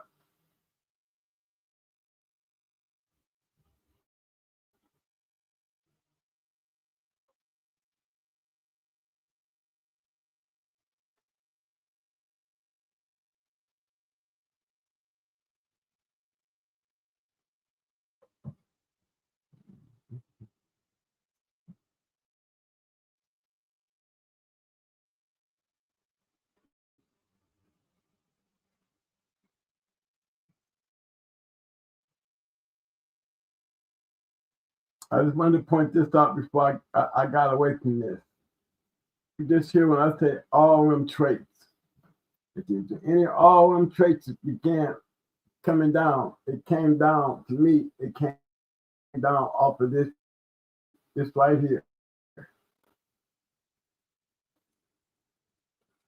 Charlie G's brother definitely coming out of all them litter, coming out of an all them litter. Even though his brother is still the #1 most producing dog in the history of the dog game. That's that all them trait that I be talking about.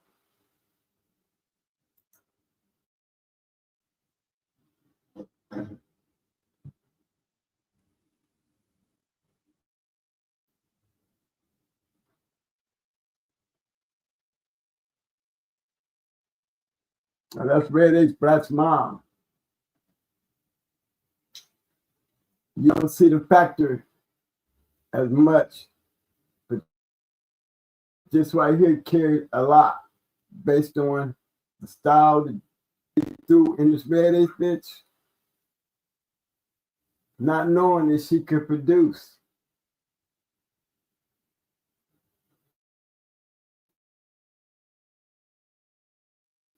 You know, we had a lot going for it because we cared a whole lot based on what kind of bulldog she was.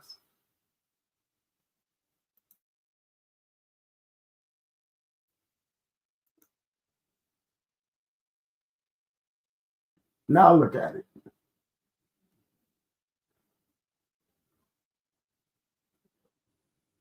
You know the red boy carried the all them traits. We know that Ace had the all them traits, and Mayday in there with the kicker. You know, that's where those traits, man, I'm telling you, you're gonna get percentages when it comes to these dogs. Just based on how she was bred, her and Maytu. I mean, not just Maytu, but her brother.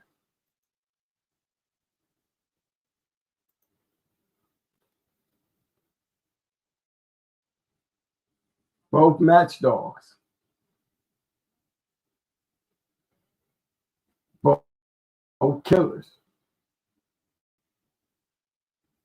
And they pedigree. Now, could they throw it? They left a line of dogs for us. They left us something to work with. Whether you like them or not, you know, those are two dogs that put us on the map.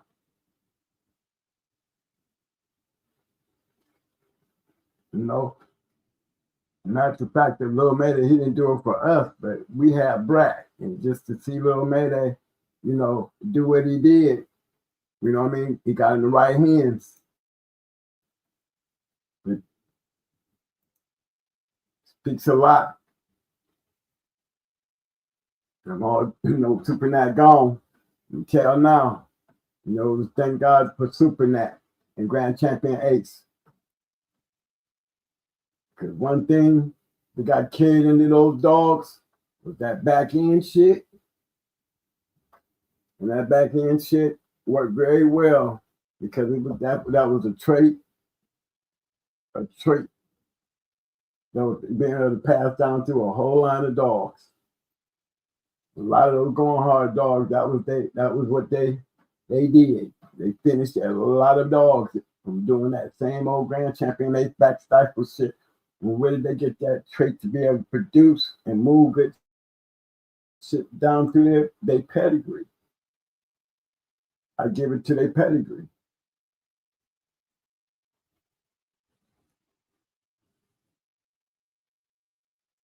We were just in the right places at the right time to keep the match dogs coming. I ain't doing no different than what Supernat was doing. I ain't doing no different than what they were doing with Mayday, as you can tell.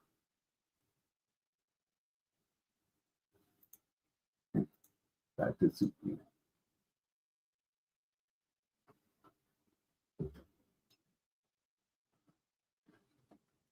I wanted to do Angus before I left.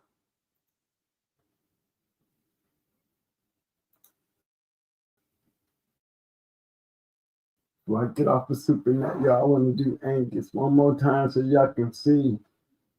We all get damn near, you know, they were dealing in the same line of dogs. I mean, way back and worked their way up.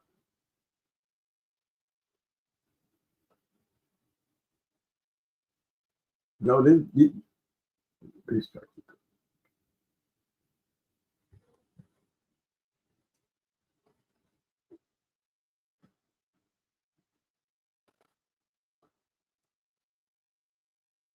that's a nice cross right there.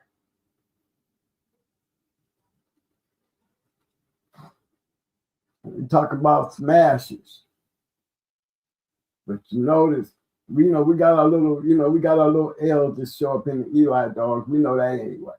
Okay, so we're not gonna ride off on that. But you gotta admit that cross right there produced a beast. That cross right there, Zebo into some Hedrick shit. That's a beast move right there. That's a beast move. And to take a beast bitch and breed to a beast male, man, can't do nothing but give me one. I'm happy with one bred like that. I'm happy with one. She gave two. You know, especially when you know what kind of bulldogs they was. You know, Supernat.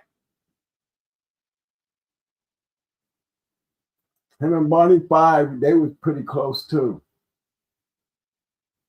Yeah, Barney 5, he actually conditioned Ace 1 or 2 times, if I'm correct. And he did Racehorse, which is another good one.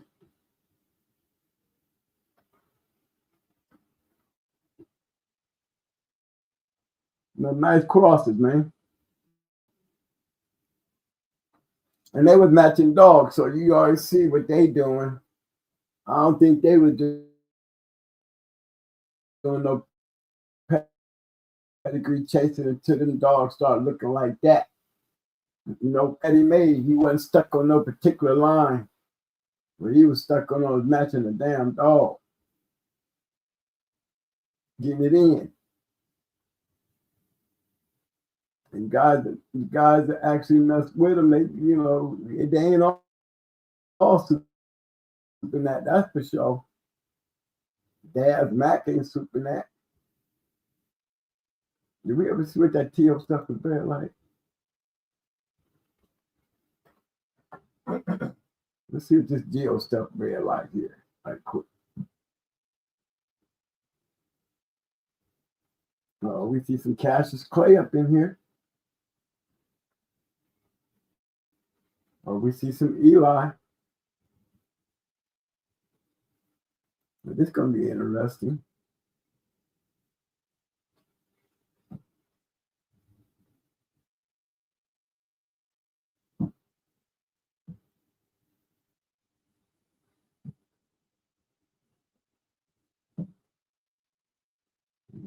So hold on, guys. She's going to catch up. There she is. Caught her. Geo.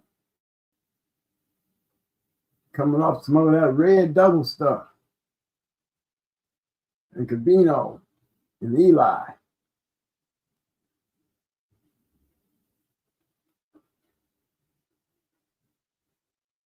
Cabino red double at the bottom. We know that's some old family red there. Coming down off of that grand champion red double. Coming off a grand champion. Coming off the great Cassius Clay. I guess Gio must have liked Angus. He bred to him.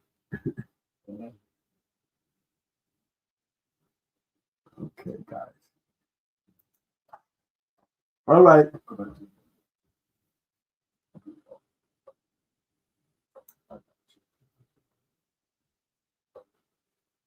Yeah, man, that's good.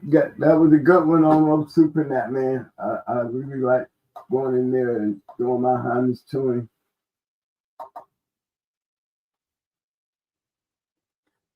You know, I guess we'll never know the story with the Angus, because we show, I mean, for Ace to be doing, Ace to come out really brindle like that with Charlie being red and white, and you gotta look at Tommy Spider too. Tommy Spider, she was a brindle dog, so we know he could have got that easily from there. We didn't have no red and white nothing out of Ace. We had red brindle and a dark brindle, but all of them was red brindle, except for one. And that was Brett's sister. She was a female. All the rest of them was red nose. Red, they had her litter was red.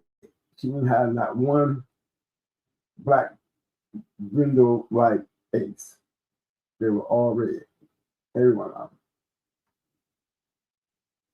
But then they had Bratton litter, they had one brindle.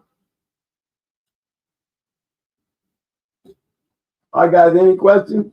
Anything on the table? Because I ain't got nothing to say. Ain't nobody else saying nothing. I'm done.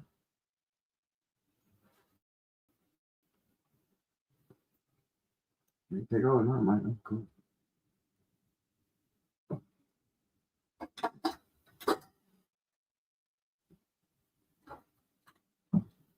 You go through the SuperNet.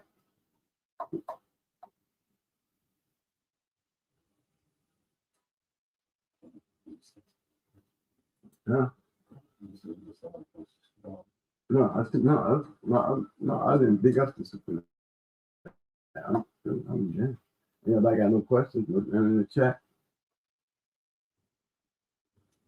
You can go back and look through. You can go back and look through. Look through. With the chat. You can't get it out. But there was the comments.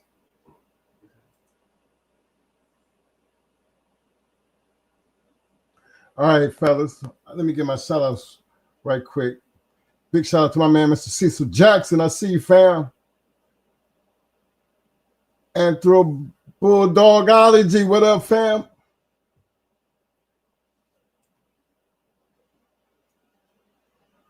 Let me see. Want to make sure I didn't forget anybody.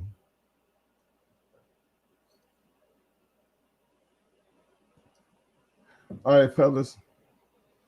I know we weren't trying to make tonight a long night, but you know, Supernat was something special to us, to where you notice it was two major moves we did in our career to change a lot of things, and he was one of them. And it's freakish how it happened. It was freakish how we got those breedings to Mayday, and it was freaky how we wound up at Supernats.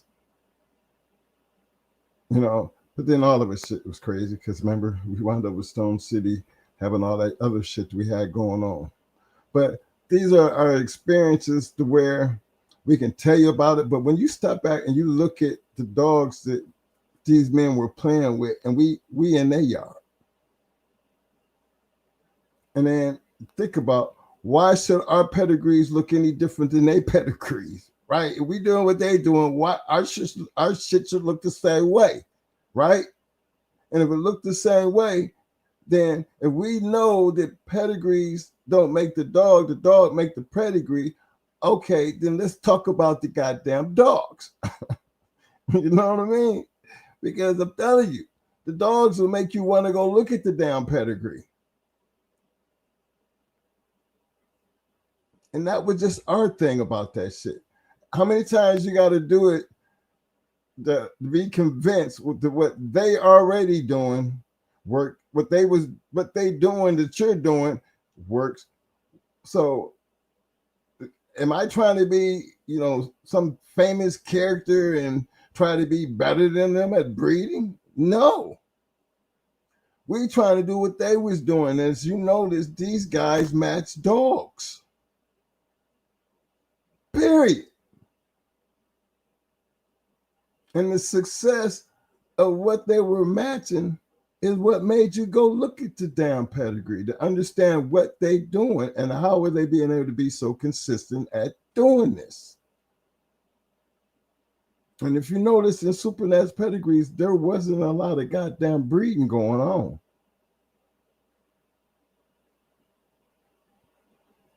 But the man had a hell of a yard. And the people that they was dealing with, look at the breedings that they were making. Remember, they had a relationship, if you just pay attention to the breedings and how things were being bred. And I think I seen one time Supernat did have an ad in the journal at one time. But you notice he didn't keep a lot of dogs. I mean, he didn't do a lot of breedings. So I just like to express today, when him dying and how much of influence he actually had on us compared to some of all the other guys. Think about, we didn't have Abraham dogs. We didn't have Eminem dogs. We didn't have McNasty dogs. Think about the dogs that we did have. And why we went the direction that we went dealing with the dogs that we did have. And see, you always want to get in the mind of the dog man, right? We talk about all the great people, which we call legendary to ourselves. Remember, it's not something that's supposed to be self-proclaimed, that the community puts that tag on them. And this is the community that I came from to put that tags on these people. And when you step back and just look at you, it's almost walking in and you in a candy store and you have access to all this shit around you.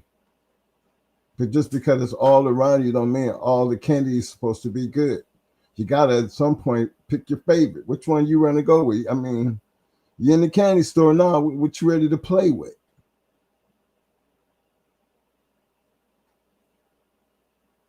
And the success of Supernat and his conversations, you know, and just the work he put in, if you just take a closer look at if the mind of that dog man who had been in it so long that there's not too many people who didn't know him that was actually really about something in this game. But he was the most humblest, quietest person until, you know, I ain't gonna say quiet because that man had to have a steel gut or something, the way they drink that moonshine. How y'all drink that shit like just like we drink Mountain Dew? But amazingly, as a man who I consider a legend in this dog game, his work speaks for itself. See, I don't talk too much about Supernat. You hear us say it, but then we got to get down and just actually take a look at why we say Supernat. We don't be talking Boyles and all them other guys. No, we talking about a man who literally fought dogs and he bred to keep fighting dogs. And then was successful with them dogs. We all hear about Angus.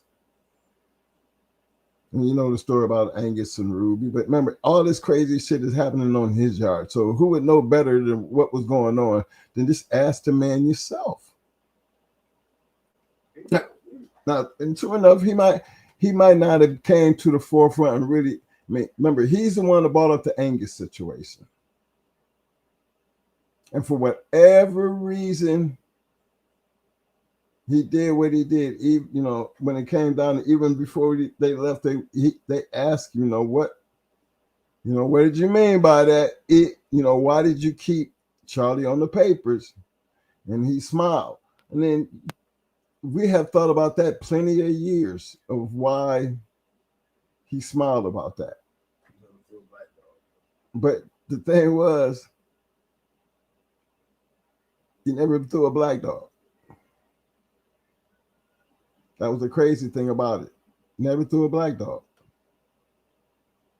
When you look at that Jeep and Angus shit, it all basically goes back to the same shit. So really, Mo would always say he tried to keep the Zebo. But in the same token, he was always looking, him and KP. Now Mo was more on the Angus side than KP because KP would ride that Jeep shit to the walls fall down. But Mo always kept that in the back of his mind. And that's the funny thing about it, because both of them was there when the question was asked, to see them both come away from that with two different impressions of the outcome. And you definitely see it in our breeding programs, which, I tell you about their arguments, right? But if you look at our program and you get an understanding by just the little things that I just said, what was they arguing about? Well, Mo was always on the Angus tip, and KP was always on, fuck that, we gonna ride this Jeep shit till it fall down off the walls. But they both compromised, because you'll see in our own little way, you'll see things that Mo did to prove his point. But let me see. No, we was talking about the back end style. What kept the back end style? Because remember, we never got it out of Charlie. Yeah. And Charlie is still an Eli dog. He's still Jeeps. We never threw a black dog. But that's what I said. We never threw a black dog. That's what killed him. He always said that. Yeah. Never threw a black dog. True. T.O. always killed that because he was like, we never threw a black dog. So we never threw a cow patch either. So that's where I looked at it. They both had their little reasoning, but one thing that never did change was when we talk about traits, where the trait coming from? Can't throw that on no goddamn Jeep shit. Charlie was, he was a good athlete. He was a great, but he wasn't known to be a back end dog. Ace was a stifle dog too. But Ace was a stifle dog. Known to be a great stifle dog. So we always had that little issue. But again, I say, look, always take a look at how they do the breeding. Most of the time, I don't ever understand how they get to the points that they get to. But one thing I do understand, I understand the outcome when I'm looking at the goddamn product. I can see the dog for myself, so ain't nobody gonna tell me what I'm looking at. I can see that for myself, regardless of what the papers might say or think. I'm gonna always say Going Hard Dogs had a back end style, and if I had to put it on something, it didn't really matter. But I just knew, based on the breed and however they bred that shit, we were always lucky enough to carry that back end killer shit. So that's what I always stayed in that realm of SuperNat dogs were just different dogs when we brought it into our program, because there's no other. I mean, the Mayday might have bought the crazy, which I mean, that's a trait. I've seen enough Mayday dogs to know what they attributed to anything that had to do with Going Hard. Just like I could look at the whole hardcore and the Bozak situation, the whole Stone City situation, the type of dogs they was having. But they, I also looked at what we was taking to these dogs, and that trait followed us along, where that trait wasn't nowhere over there in they shit. You know what I mean? I'm long after we had basically other people had our dogs, we would still be able to maintain them traits. If you just go look at the winners out there that other people had, they're going to be talking about that back end specialist. And I always contributed that to whatever the fuck happened over there in SuperNat's yard. Not that it mattered whether it was Ace or Charlie. It didn't even matter. It's the fact that, I mean, Angus and Charlie, but for me, that's where that back end thing started with me. And nobody else has proved me different based on the other bloodlines that we incorporated into that, to where we still were able to maintain that as a reliable force, just like the crazy shit in the Mayday dog. I think that crazy intensified, that talent that our dogs automatically had. A little bit of that crazy didn't hurt anything. Maybe that's why our shit didn't ever go long. That's maybe why we could sit back and be like, we really had killers. That ain't bragging. That's just the facts. And I always attributed that to SuperNat. Being able to. Queen of Heart. Well, Look like. Well, Queen, yes. Yeah. Tater. Yeah. I mean, it was just so much, because we could say the same thing about the Buck shit. Because the Buck didn't give us, if the Buck shit gave us anything, it gave us smart. Because these motherfuckers they was thinking. Remember, I'll tell you one great example we had when we fought. We had a match against another Stone City dog. We usually don't get into that. Didn't know that until we actually got there. And then they kind of knew that what we had. So, and most of the time we didn't care who was going to, but everything came to a light the night that it was to go down.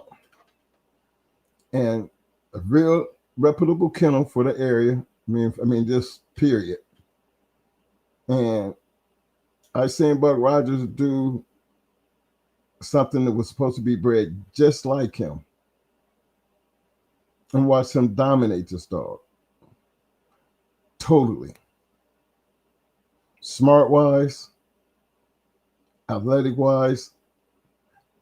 And in the end, you try to say, okay, maybe that's just Buck Rogers. But to them people, they were so damn impressed that they could not believe that a dog came in and did what they did to that dog.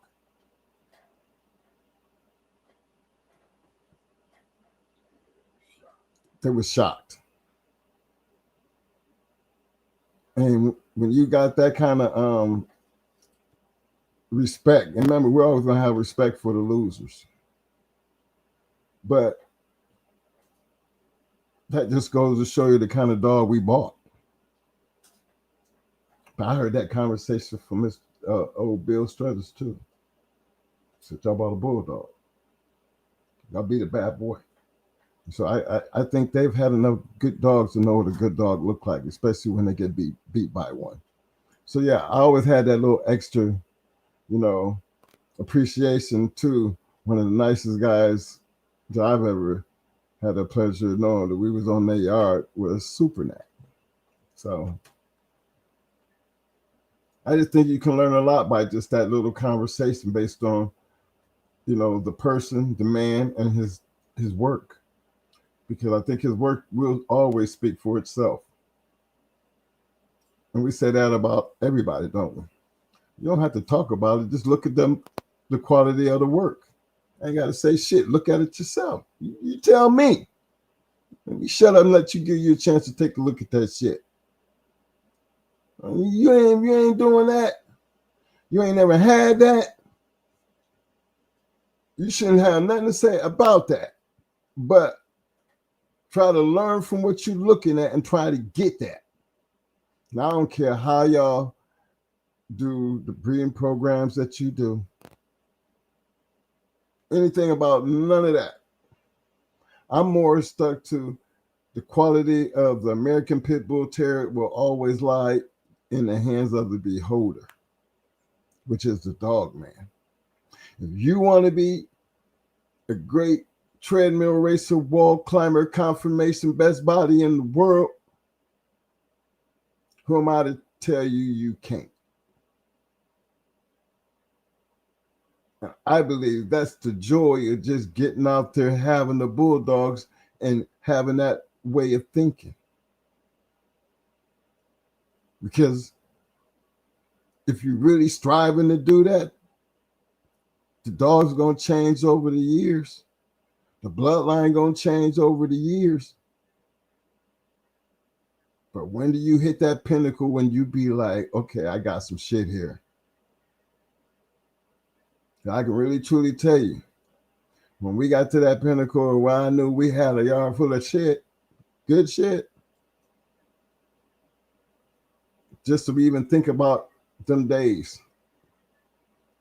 And all them dogs, the ones that made it and the ones that didn't make it, but just, have that to think, go back and it has, tell you how I really felt about having a yard like that, how it got like that, the inspiration behind getting it like that.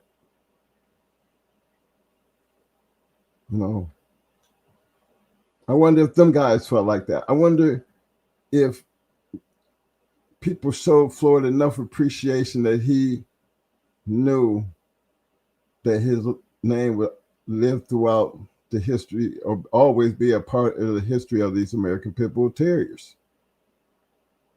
Because to me, that's a big feat. See, we all have our certain Hall of Famers. The Hall of Famers consist of a lot of the great people who did and contributed to a lot of the success in the history of whatever sport or whatever activity it is. And this bulldog has some great, people that I feel like, it's part of my Hall of Fame. You know what I mean? And I take homage to all of them. The old ones, my new jacks, all my brothers, all of them. Because I was around in that time period and even watched all of them guys' success as being men of color in a world that we first got into in Carolina was more like it was still not knowing the story, but just being around Sheriff Powell, you kind of knew because he was the sheriff, he had, special privileges when everybody else, they was getting the trash to me. All them Eli dogs that they was getting down through there was just the shit that other guys didn't want. And then they get them dogs and they was trying to go back into that group of people.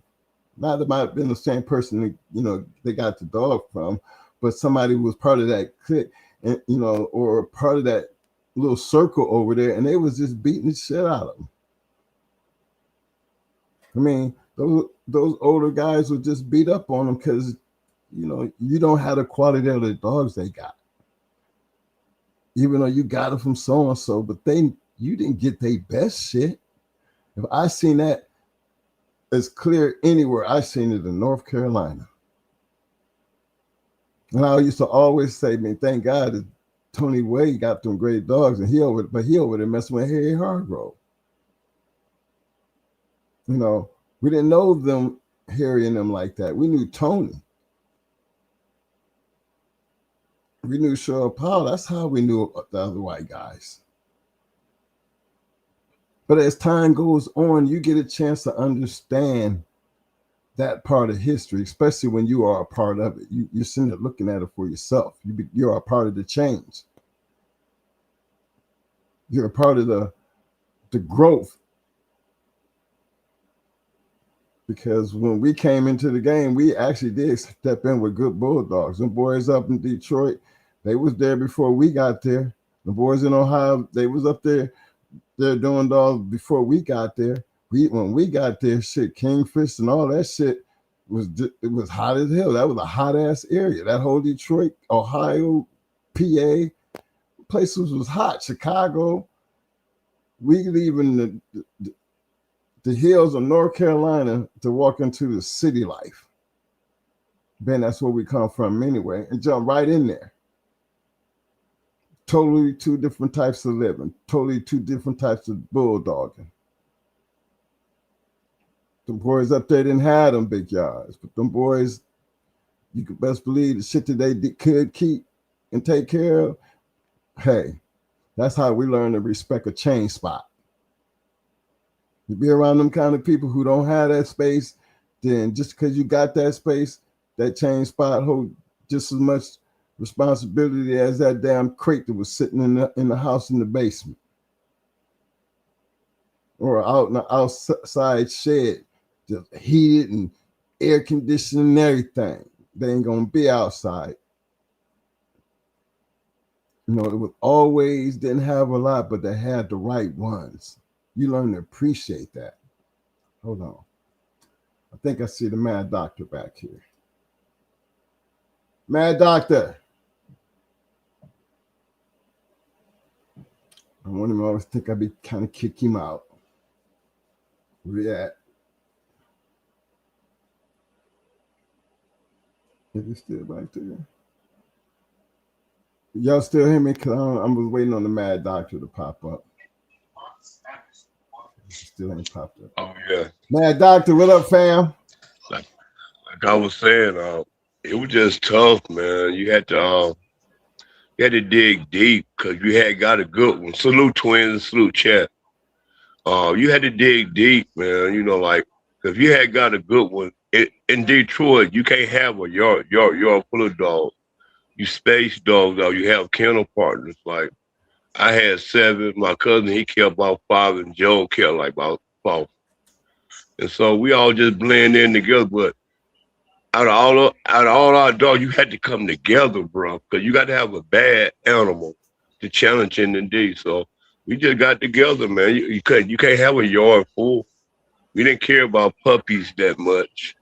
Puppies we just gave to relatives and just people in the hood, act like they want to be like dogs. Man, oh yeah, I'll take the puppy. But of course, you don't call the one out that you want. But the rest of them, we ain't trying to sell puppies. We just connected, me, my cousin, and it was tough. We had losses too. But back to what Mo was saying, them Ohio guys, man, when they came with that art and that Kingfish and that Zebo stuff, it traveled to Detroit. and Deuce said put the Garock Hank dogs on top of it. And like you said, like people were crazy about, Garock dogs. But that Ohio was tough, man. Yeah, Detroit scene this year, but we mostly battled the big shows. When people come in, the whole city knew. It all depends on who it was. Did the West bring them in? Did the East bring it in? But the big show, we seen big shows before too, Oh yeah. But it was just like y'all saying about that kingfish, their art, that tonsic spider stuff, and all that type of stuff. I ain't no see souping that stuff in my pet, but the same dogs was. That's all I had to say, if y'all didn't mind, bro. Nah, man, you gotta you are from that area, that is the second area. And then we done been around. You know how much love I got for that Detroit area, man. My I ain't people. quite hear y'all. Y'all mic kind of down. I'm guess mine up, but I don't know. You might have to turn it up. You can't hear me, man. Hold on. Yeah, you should be able to hear me, man. But being in that Detroit area is just another one of them areas that just, you learned a lot. The people up there was cool. You had all the fun in the world when it came But to it wasn't Bulldog. just Detroit. You had Flint going hard, Saginaw, Yeah. and then you had the I don't know, I can't quite remember the guy name, but Stu knew him. Rest in peace, Stu. You had that boy running them Joey dogs, them little black and old ugly. Well, they were black and white dogs with them streaks down their face. He had a yard full of them. Well, I'm gonna tell you Back why in, I know. like back by that time I was out, but I'm gonna tell you why I when I always say was around. I'm I gonna tell you always still was interested in it. why I But why I I talk seen about all them dogs, Detroit. them Joey dogs. Yeah. And Listen, bull stuff, it just didn't work here. It just, I don't know. Cause the guy who bought, man, that guy bought 3 dogs from that man, Abraham. I'm like, man, you paid that much money? He's like, yeah, I paid that money. I'm like, what you got? This grand champion, on top of grand champion. But of course, by then I had Boston Nicole. So when you got your own dog, like y'all said, when you got your own dog, you ain't caring about what you got. So you listen to a person, being respectful, because we cool. Well, other than that, I ain't caring about what you got. And so, I guess he was successful with breeding and all that stuff, but I ain't no see none of it. They went towards Mayday after that bull stuff. Kept bull and kept breeding, but they went towards Mayday stuff. one of the reasons I be talking about when I say Detroit, because Detroit was like the hub. Every time I went that way. I have family in Detroit, so this is like you go home to the family, but then Pontiac, you be in Romulus. That's why I always say the Detroit. I never hung out in Romulus. I never hung out in Pontiac. Never hung out in Saginaw. And then I'm telling you something. I mean, these are places I never hung go ahead, out Mike. in. Go ahead. But I was saying those are places I never hung out in. But because I hung out in Detroit, I just wound up going around where the dog man was. It was out in those areas. So that's why when you hear me talk about Detroit, I talk about Detroit basically because of my relationship to the Detroit.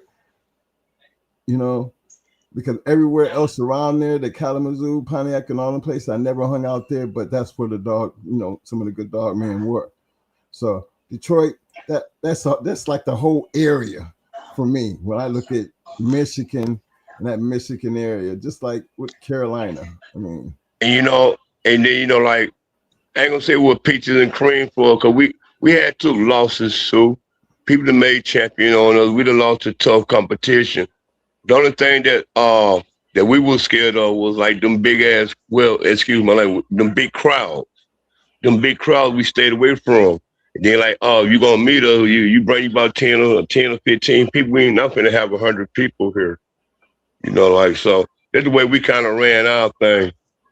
And man, because everybody, everybody in the city then was I was out there. Everybody was out there. Give me a favor. And to get that money to see a match, hey, we was out there, bro. Man, you talking about fast, like you trying to see your dog do 3 in 1 year. Hold on, give me an idea of that time period. Give me what's the time period back then? We talking about the early 90s, late 90s? early 2000s. Tell me, give me an idea what the From dog me it was time. 95 to 2004. My last hunt was True Colors. And then there was an Iron Man.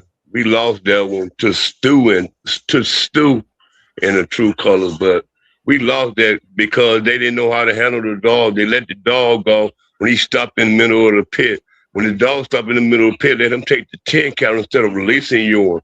Then you let yours go and pop him. Then we got the money. They started the dog back up again. Okay. Well, I know we was when you said about 95 to 2000. Remember, we moved here to Florida in 96. So I understand why you say that, because prior to that 95 that you're talking about, it was nothing to be up in that area. It'll be 150 people at the barbecue, man. Yep. You talking about Nothing. yep. Come on, man. You talking about that Dugan. I was talking about that Dugan when Ram popped Dugan the dog of the year. Come Yeah. on. It They had were to be open close Detroit to wide people open. there. Hell yeah. There was a lot of people there. But, When you Ram know, popped dog of the year, it was up with Detroit was wide open. With that Rattler blood. yeah. But I think Detroit was also wide open when Joey beat that Texas dog. The play I was around when uh they did that. Yeah, but it was tough, man. Like the only thing that really the only thing that really jeopardized my stuff, I had to I had sat down 1 year, and when I got out, boss was at like about 90 pounds. He never been at 90 pounds. He always stayed at 64 year round. So it wasn't nothing to break 6 8 pounds off and put him at 56. It was never nothing to do that. And so when I got out, he was messed up, but he had a little with his daughter Cookie. That's where Iron Man came from. And when I seen Boss get on him and he kept stretching back to Boss, I'm like, that dog weighed 50 pounds more than you, but you steady running into him. And so that's why, I started conditioning Iron Man.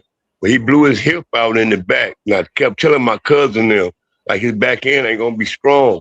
With the push, it might pop out. They put him down anyway.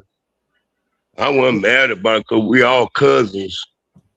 And matter of fact, I had gave the dog two True Colors. Cause he gonna take him out of town. Like, I'm gonna put my name on it. I'm gonna put your name on it. And you can be there with me. I'm like, all right. But my people got mad. My KPs and them got mad. Like, get the dog back. Get the dog back. We gonna pull another hit. And then turn around. Stu came back and hit us with the same dog that we had rolled Iron Man with. And like I said, just silly mistakes by people who don't know how to handle. If you knew how to handle, Iron Man would have won. But I get a dog credit. He came back, but he lost. But you can't start them back up that already made up his mind that he gonna lose. And so that was my last hookup with dogs. Hey, I went back to the streets like, hey, get my grind back on. Hey man, Doctor, you got a question down there in the But I chat. stayed in touch with my KPs. My cousin, and they went on to make champions and all that type of stuff. They knew the whole city. I knew everybody too, but I ain't like being around it. Can you hear I ain't me, have no Doctor? more dogs. Mad Doctor, can you hear me? Can you hear me? Can you hear me? Where you sound at? You can't hear me, so I can't ask you the question. You got a question. Somebody trying to ask you a question in the chat. I can't hear the chat. I know. I can't hear you. Okay, don't worry about it. I was trying. I'll get back in the chat. Hold on. Okay.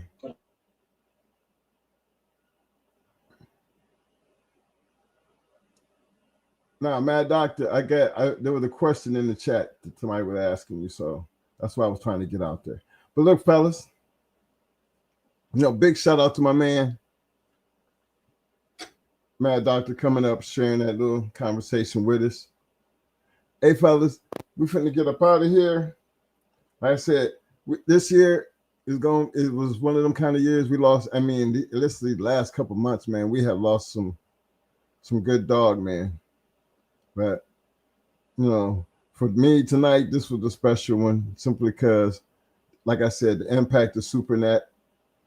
When you know a person, it's a little bit different when you don't know them, but then when you kind of know them, and it's good to sit here and have something to really, really talk about when it comes down to the impact that he really did have on this game. And he was just quiet as a church mouse. You wouldn't believe, you very rarely hear people talk about Supernat. But I'll show you a whole lot of journals that he's in. A lot of good dogs, but on top of all that, he was just a really good person. So, whether we take our hats off and show our blessings to him and his family, and just take it for what it is. Another great legend gone, to Bulldog heaven. Man, I sure hope there was a place up there, just in case. People might be thinking I'm crazy for saying that, but it would really be nice. You know what I mean? A Bulldog heaven, shit. But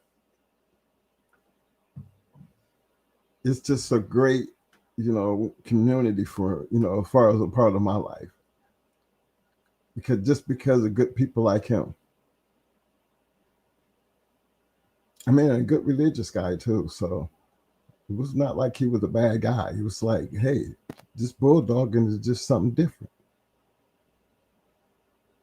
Why are you going to be doing it if you ain't going to be trying to be good at it? When you got one of them kind of guys, to just be like, shit, I think I was Boots. After that 4 hour, he got rid of him. He said, he ain't trying to have, he took too long. He ain't trying to have shit going that long. He wanted killers, and you just take a good look at what he was, what he was creating, man, and he was dead ass serious. So imagine that you looking at somebody like that wouldn't inspire you. You know what I mean? That wouldn't inspire you. Shit. I'm hoping it does, because, that's going to be the future of these dogs, is going to be in the people who move it forward. Right? Y'all don't have to think and do the things that we did, but damn. That's the whole thing about, doing the new shit. Make it better. All right, well, make it better. Only way it can do that, it needs the people to make it better. And right now, we don't have enough people to make it better. I hear a lot of people talking about it, but I don't see 300 to 500 showing up at some of these shows. I really want to get out there and meet a lot of people. If every show was like Tom Garner's pig picking, then guess what? Our community would be so much closer, and it wouldn't be like we need to wait till we walk into a chat room to know who's who. Because those people will just getting out there, going to these things and becoming a part of that community that makes it bigger and better. It's going to make it easier. So when we sit in the chat room and I see people like Vernon Starr, I've seen him, I've met him, I've met his family. Or Courtney Edwards, I met his family, I met him. So now I got a face to put to that person. Just imagine when you do so much more of that. It's like us showing up at every car that we can show up to and still running into the same people. People that you get a chance to know and hang out with. People who getting to know you when they see you. Hey, what up, twins? That right there is, that's the part I want to see before my time comes. Yeah, we need to have a barbecue. Okay, I'm game to have whatever it takes to get air all the dog men together, and then sometimes it don't necessarily, you don't have get together and just have, you don't even have to bring a dog. How about having a big community function and everybody just show up? You know, that networking could be so much bigger if that's all you had to do. Is just show up, bring something to the table. I mean, even having one of those type of events, and you got all these dog men together, I would take advantage of having everybody there and let's set an agenda. Okay? We set an agenda. What that agenda is supposed to consist of? That agenda is supposed to be consisting of some of the dog competitions that's coming up, some of the things that us as a community can do to make things better. You're giving people a platform to really dogmen to talk about things that you could do to make it better. See, we don't have that much happening on these YouTube platforms to the point to where it's going to make a difference. See, I sat back and I watched the ones to try and see where it makes a difference. Okay. And see, for me, anything that's going to make a difference is going to take some type of action. And anytime you're creating an action, that means you already have a, what I call a oh my gosh, can't believe it. Anytime you have an action, you have some type of purpose. I mean, what's my purpose? To get up that hill, to take that hill. My action is to get up there and fulfill that purpose. Now, am I going to be one man trying to take on 10? Am I going to be stuck with 5 men trying to take on that same hill? Do I have 20 people up there? That means we got to sit down and we got to make a plan. Because regardless of what the situation is, we're going to have to get up that hill.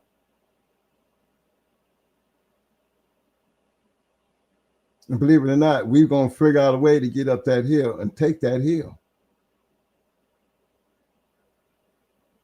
And that's what communication, you know, getting used to trusting the man to the left and the right of you. That kind of shit don't come easy.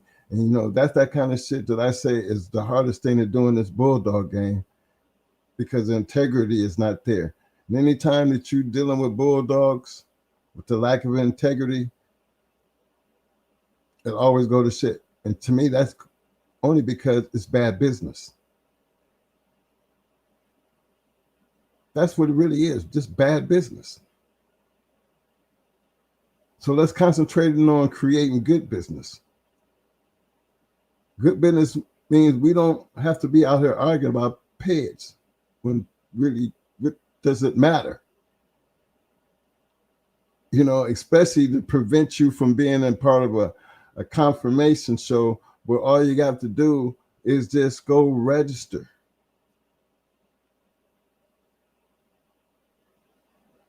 I think the APDR, you don't even have to use your name. The kennel name, it's all about the dog.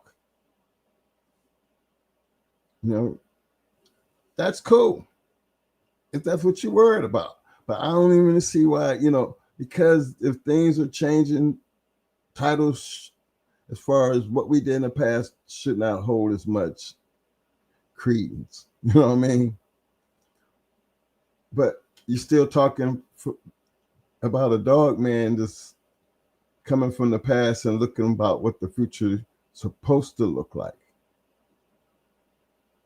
I'm not going to be trying to tell you the future is supposed to look like what it looked like in the past. That's foolish for me.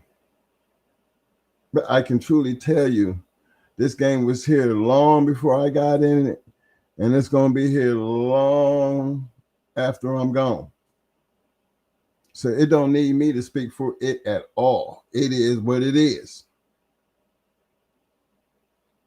But I'm not playing in the underground world.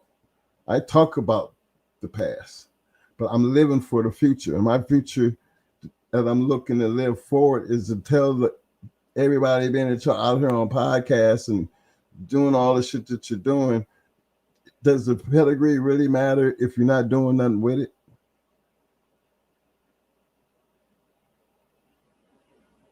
Confirmation shows is how much. I mean, you can't get no more legit than that. If you build a body, you build, that body, that whatever that trait is that you're working for, whatever it is that you out there feeding, and you get out there and you're going to represent it, whether it's that wall or that treadmill or just confirmation, at least you putting in some work. You are the ones who are setting the standards for what the future upstairs is supposed to look like. And what's going to be your impact on what that future is going to be looking like. I'm just hoping to be able to live long enough to see how you title a bona fide confirmation winner. What are they going to be the standards to make sure that that guy who's doing that gets the recognition he's supposed to get? I remember that dog, the Hawk, big boy, how his stardom just took off. All behind how he looked.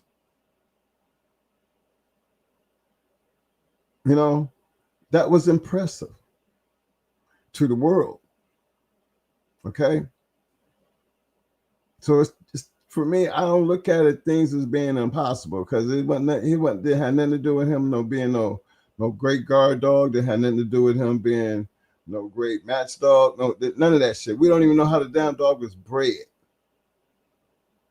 But look at the stardom that surrounded that animal. But in our community, we had some of them. They had a reason, like the Maydays and the Jeeps. The Zebos, the grand champions out here that we talk about. Remember, they had their own period of stardom.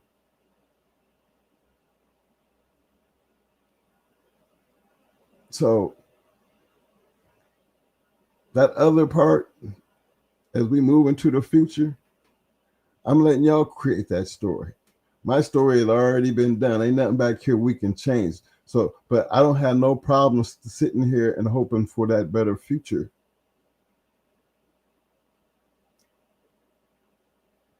I might not live long enough to see what it looks like, but that don't mean I can't encourage, that whole situation based on just because what we did in the past.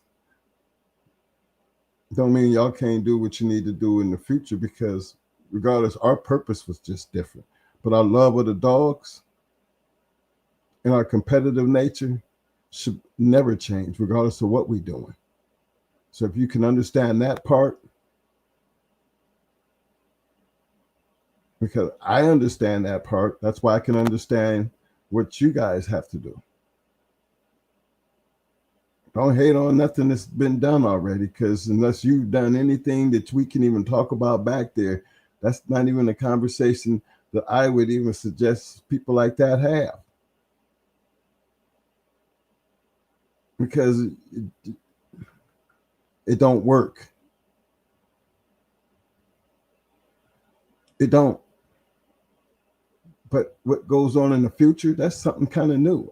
That's how you jump on the bandwagon and be a part of something that's going to give people something to have to talk about when your future become your past. Wait, we're going to be driving that until the time we stop doing this.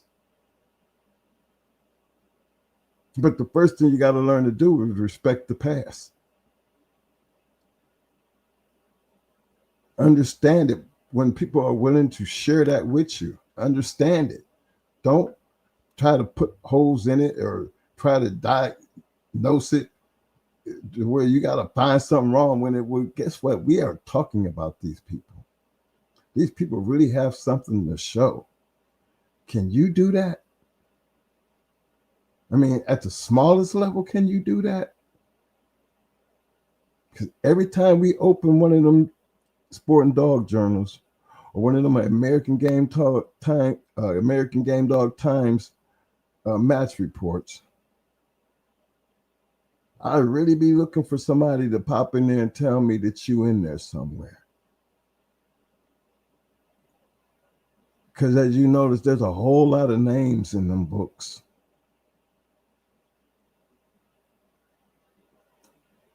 You know what I'm saying? A whole lot of names. Hold on, let me get my man up here. Big shout out to my brother Pit Dog. What up, fam? Let me get you in here. Yo. Yeah, what up, bro? What's good, brother? Ain't shit, man. How's everybody doing tonight? Oh, pretty good. How was your Christmas? It was good. Merry Christmas, man. Thank you, sir. Thank you. We're all blessed. Yes, sir. No doubt. Let me see. My man said this shit being built in the dark, this game could never be shut down. Eric Lacey, like I said, it was here long before we got here. It's gonna be here long after, you know. So that's where I'm at with that. I just leave it at that because they don't need no invitation. They don't need any encouragement. They're gonna look, you know, trust and believe. They got it. It could be. It'll still be going on overseas, though. Yeah. Where it's legal. Hey man, look. You remember when prohibition was around? I wish they'd make it legal. Of course, it's always gonna be there. Right. You know, even with prohibition, did that stop them from drinking, man? You know how this went. You know, yeah, of course. It ain't going nowhere. But you know, again, I'm not here to promote what the past looked like. I'm here to share what the past was. Yeah. You know, it's up to y'all to figure out what the future look like. I just want to just encourage you to let you know that, hey, it's still going to take the same kind of dedication. It's still going to take the same type of integrity. It's going to still take the same type of dog, and it's going to take the same type of dog man. In order to be worthy of even considered to be even talked about, you're going to have to put in the work. I agree, man. There ain't no shortcuts to this shit.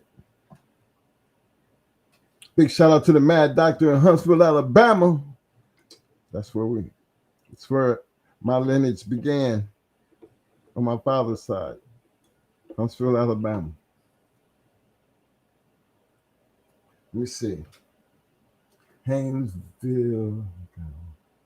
Hey, Snipe, while I got you on here, you know, I found, Mo said he found all three of Jiggy's matches in the SDJ, man. Mo was telling me.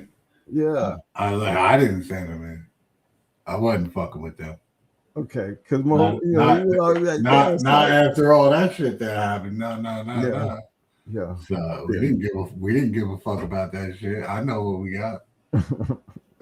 Yeah, but somebody put them in there because they was definitely reported. Because that was, he's a bad motherfucker. He was a bad motherfucker. They couldn't help but talk about it. Yeah, it was probably Twin. Not you guys, Twin up in New York. Let me take that back. I can't be for sure, but if I had a guess, I would say him or D. Paper Chase. So they definitely had them in there. So I was like, well, I wonder if Snipe. He legit. Why wouldn't you listen? He legit. If he in there or not, I don't give a fuck. Oh, I know you don't give a fuck. Right? You know how Mo is. He knew it was in there, and he went found it. I know Jigger in the goddamn book. I know Jigger. He was right. He found that shit. Snipe, you in the book. And that's why he said that. He just doesn't understand. Why would you be in a book and like register for your certificate? You had all three wins in there. I told him I didn't even know it was in there. I wasn't fucking with that shit. Okay. Yeah, I didn't know it was in there. Well. Yeah, I had no clue that it was in there. And I probably wouldn't have sent it in anyway, to be honest with you. Let's be honest. Let's be real, man. I wasn't fucking around. You kidding me, man? Fuck all that bullshit. Yeah, I guess that's That shit was all legit, all ones, all star reps. You guys yeah, know who CG was, right? CGK. yeah. Uh, I guess that's because we but came up around them type of people. Remember, I, for us, we come up around in the dog game with people that was supposed to be everything of all things. You know what I'm saying? So we didn't know what didn't know it, and I put that on. That's just how we learned. That's all. Didn't know no other way because didn't nobody open the doors up to showing us no other way. But this is the way you're trying to get to. This is where you're trying to be. This is what you need to do. But yeah, they have some dogmen in that Dothan, Alabama. Oh yeah. Yeah, I'm doing it up in there. Well, that's another place where got a lot of space down there and raised a lot of dogs. Hell yeah. You know what I'm saying? Yeah. I seen them. Shit. Tell me. But it was crazy. Yeah. I had I went there with that Mo, the Mo dog. Mm-hmm. And that the buddy that's with J-Bo, call him D. Mm-hmm. D had him, and somebody got it, hooked through them dudes with the talking. They lost him like 25 times or some shit. I was like, well, we ain't losing this one. And bro, I was in there all New York. I had nothing but New York on, bro. Hat, jacket, pants, shoes, everything, bro. And I got in there with like a G. It's like, yo, and they not one took it. Because they was talking bad shit, though. I got to give them that. Talking about they was going to do us in. I said, oh, look out. And that was over in like 50-something. And he played with them for 20 minutes. Yeah. And then you bring that northern swag down that way. You know what I'm saying? Oh, yeah. And almost like, we automatically come in with our chest out. Kind of, motherfuckers be looking at us like we have crazy. Especially when I hear, oh, we're going to do them in. I was like, oh, wait a minute. That's mine. So look, I got a G. You ain't going to do them in. I said, I got a G. You're gonna stand. And he stood. Yeah. Scratch the win, baby. Hey. Tell you, man, you never know what these dogs gonna do until you get in there and find out. Because it's like on any given Sunday. But man, I'm a true believer in, man. You better make sure you know what you're doing. Make sure you shouldn't be asking no questions about this. That dog should never do anything that you haven't already seen it do before. I thought when you all be talking about boils, we quitting this and that. Yeah. Now, yes, I agree. Yes, them champions did, but there's been a lot of game ass dogs down from that red baby strain. There ain't gonna game. Look, we've been trying to convince them about that red baby shit for quite some time. You see, Mo been running that home, but when we be talking about these things, right? Like even the Eli dogs when they was quitting, and then he had the Bulls dogs. But you never really heard him talk that much shit about them Bolio dogs, did you? Well, the dog I was talking how he was wily to that Patrick Serena, which was that all toothless Jack to Rick Rude's sister. Them goddamn monsters. Go ahead. They motherfuckers were monsters, man. He was badass. Yes, sir. He was so smart. He'd only go at you as hard as you go at him. So that's why I said he liked to play with him for like 15, 20 minutes. And then they think they're getting busy. And then all of a sudden he's like, oh, you want me to show you my 6th gear? All right, here we go. And it's over. Next 20 minutes, 15 minutes, it's over. See, that's what Mama had in her. I guess that was the red voice part of her. Because red boys are supposed and he did it to Red Boy Jocko, Jeep Dog, man. Like supposed to be the game is on this dude shit, like an hour and 30 off the chain.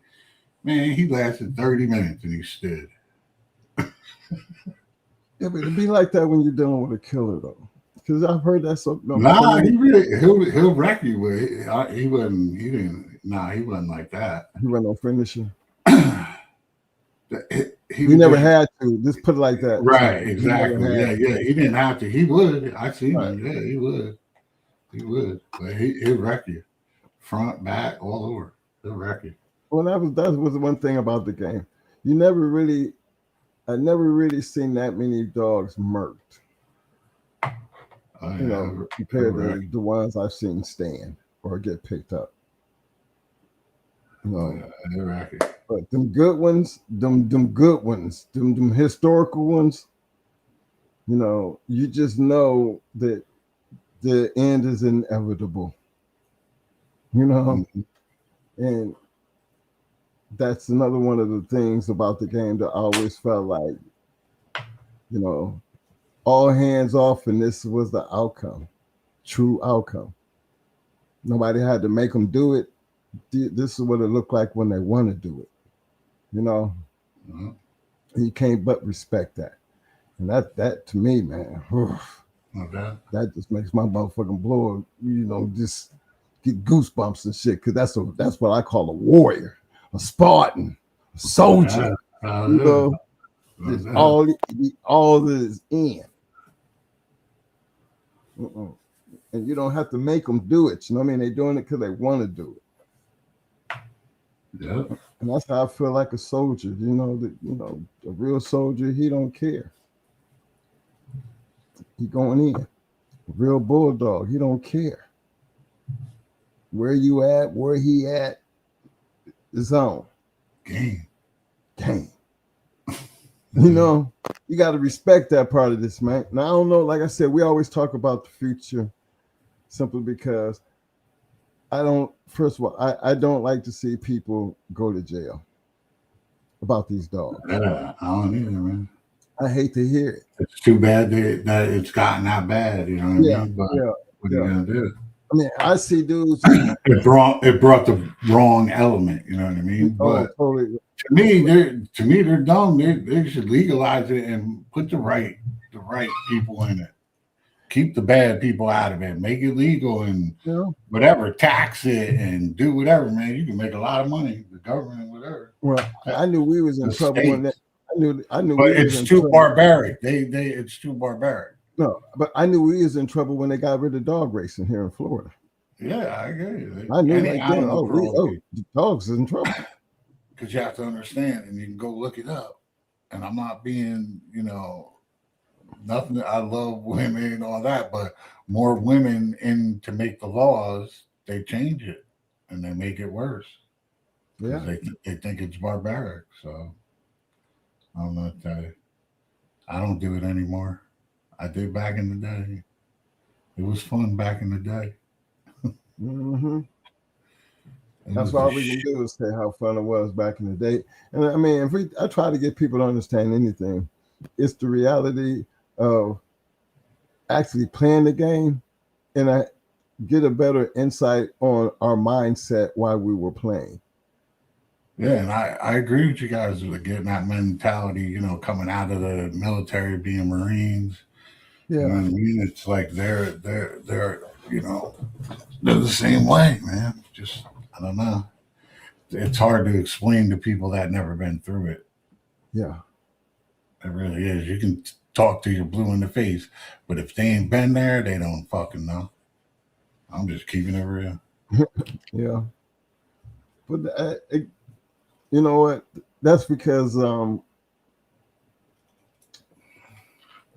I look at it too. Life in general, like the military was just one different aspect, right? But let's talk about the hood. You coming up out of New York, it's a lot different than me coming up out of Akron, Ohio.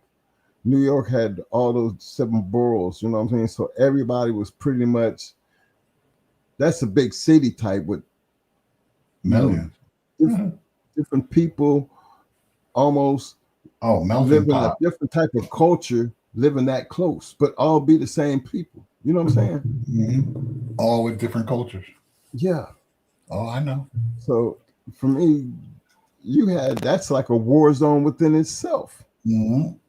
Because it's not about picking sides. It's about being the best that you can be as a person while having to change who the fuck you are and still survive. You feel me? That's how I feel in New York. Yeah. You like that Listen, shit. some of these young kids, they don't even understand, man. You go look it up on YouTube, man.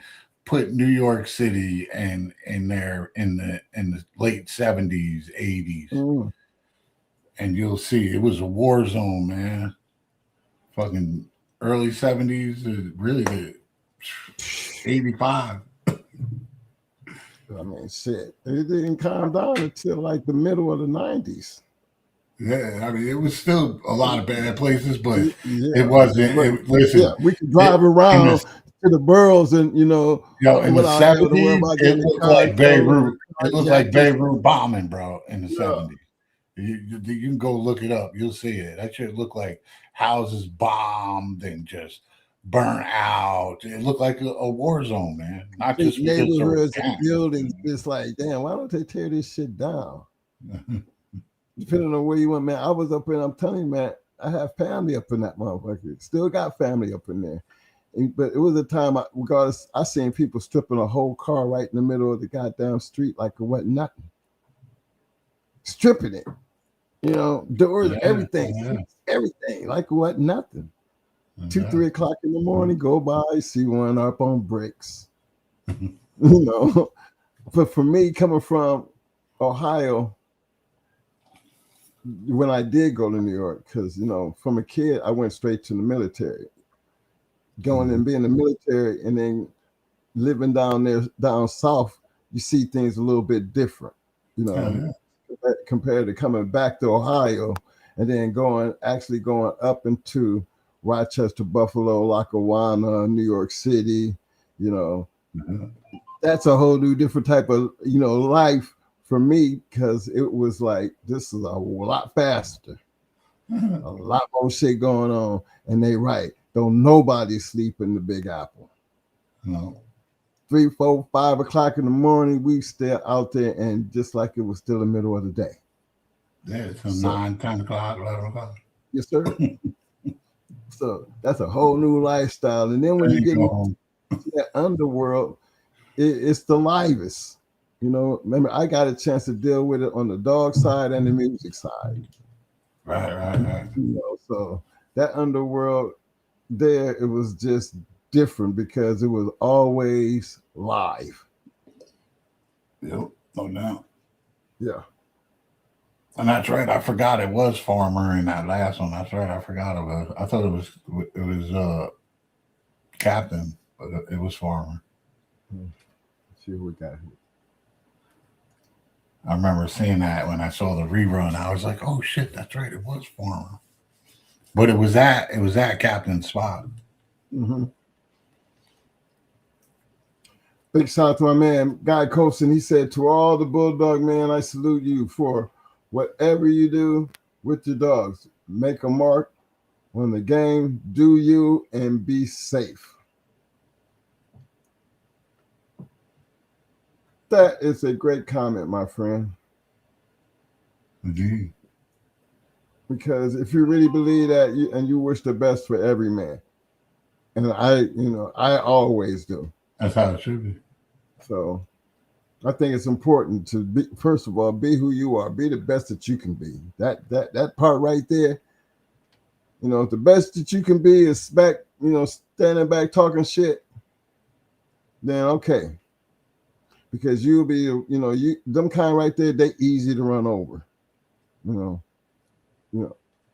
It's almost like putting yourself in the middle of I Snipe, you about old as we are, just not as old. But look, back in the day, right? You would have that bully, and he would have his boys with him, right? Yeah. Talking that crazy shit, and they might come up, and I was never, we didn't get scared. You know what I mean?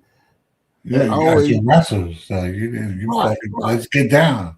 We had the upper hand on motherfuckers, so we feel like when I get my hands on you, your ass is through. But it was a guy I went to the military behind. I looked up to this guy. He was Benny Choke. You hear us talk about him because he was the first one. The Bulldogs that we got, they went to Benny, the boss Choke. But this dude, and he was around us as we were kids growing up, going under the YMCA. But he was older than us, about 2 years older than us. But this dude was more like one of them that when he's seeing me and Mo, going to the Y, you're around, if you're at the Y on the youth program, you can imagine what kind of kids is at the youth program.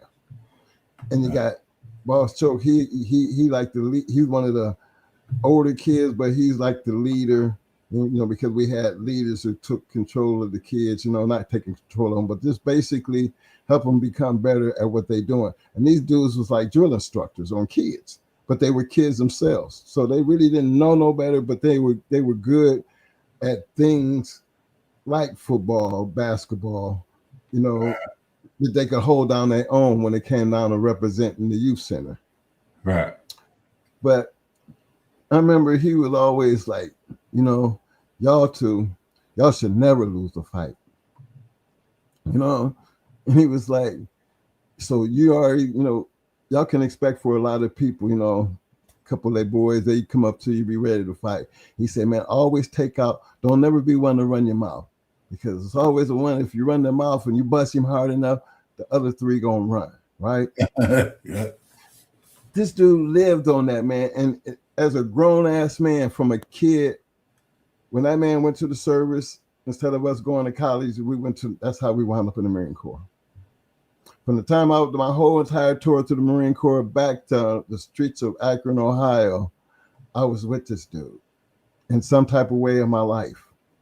Yeah. And it's crazy because this man lived his life until the day he died, and he's been dead about, I would say, 2 years because he just died recently for us.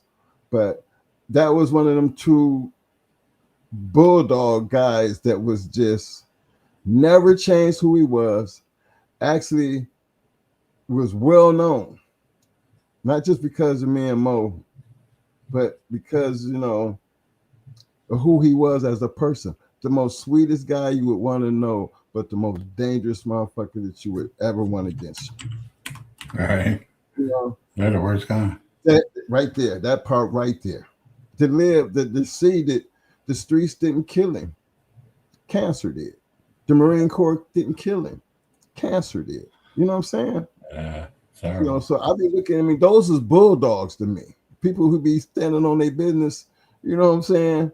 And deaf people still respect you, not because of what you have, but just because of who you was as a person based on the people that you helped.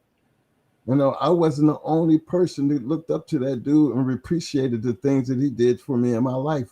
When he died, shit, they couldn't get everybody in the church. Uh-huh. But he was just, how you gonna not know? God rest his soul. Yeah, God rest his soul. But that's why I look at the bulldog people like Supernat. And I speak that right now because Supernat is one of them guys that I didn't want to be on long, but Mo didn't want to be on long because, he paid such a big part in these bulldogs for us. Oh, no doubt. Yeah, champions, grand champions, ROM dogs. And actually spend time with him and then, have the success that we did because of not just him, the person, but him giving us the opportunity to do what he was already doing. Yeah. You know what I'm saying? It's a blessing in disguise. It's a blessing in itself because he didn't do that much breeding. Yeah. I know that shit. But yeah, I took, I gave him a little, I gave my deepest respect to him and blessings simply because he's not one of the ones we just talk about because he was out there. He was one of them that opened that door and gave us an opportunity to do the things that he was doing with his shit. So yeah, I do that a little bit different than some of the other people. That's all. But Sniper, we going into the new year, man. I want to close this out. You have anything for my good people out here, man, coming in what you might, that's going to help us moving into the new year outside of just staying alive and being happy? Yeah, I was gonna say I don't know about helping, but hey, man, just stay positive, man. We're getting out of 25, going into 26, man. Stay positive. Hey, Snipe, you ever thought about getting into the confirmation judging? You've been around these dogs long enough. You ever thought about offering some of your input? Yeah, but my girl does a lot of traveling, so I might be traveling with her, or at the time, or it depends on the time. But I don't know, man. Yeah. Fuck all that. Out in the heat in the South. Fuck all that bullshit. Yeah. Well, it's not that bad. Trust me. And then Yeah, the you conversation. went up north. Didn't you go up north? Yeah, that was cold. So it wasn't heat. That's almost dealing with, that was like dealing with that cold. It was cold as hell Yeah. out there. Oh, no doubt. So, Yeah, I said the South though. What I mean? well, down here, yeah, I'm pretty It's too sure hot. it's something different because, I'm not even wearing a hoodie today. They had them ones right there near in the 352.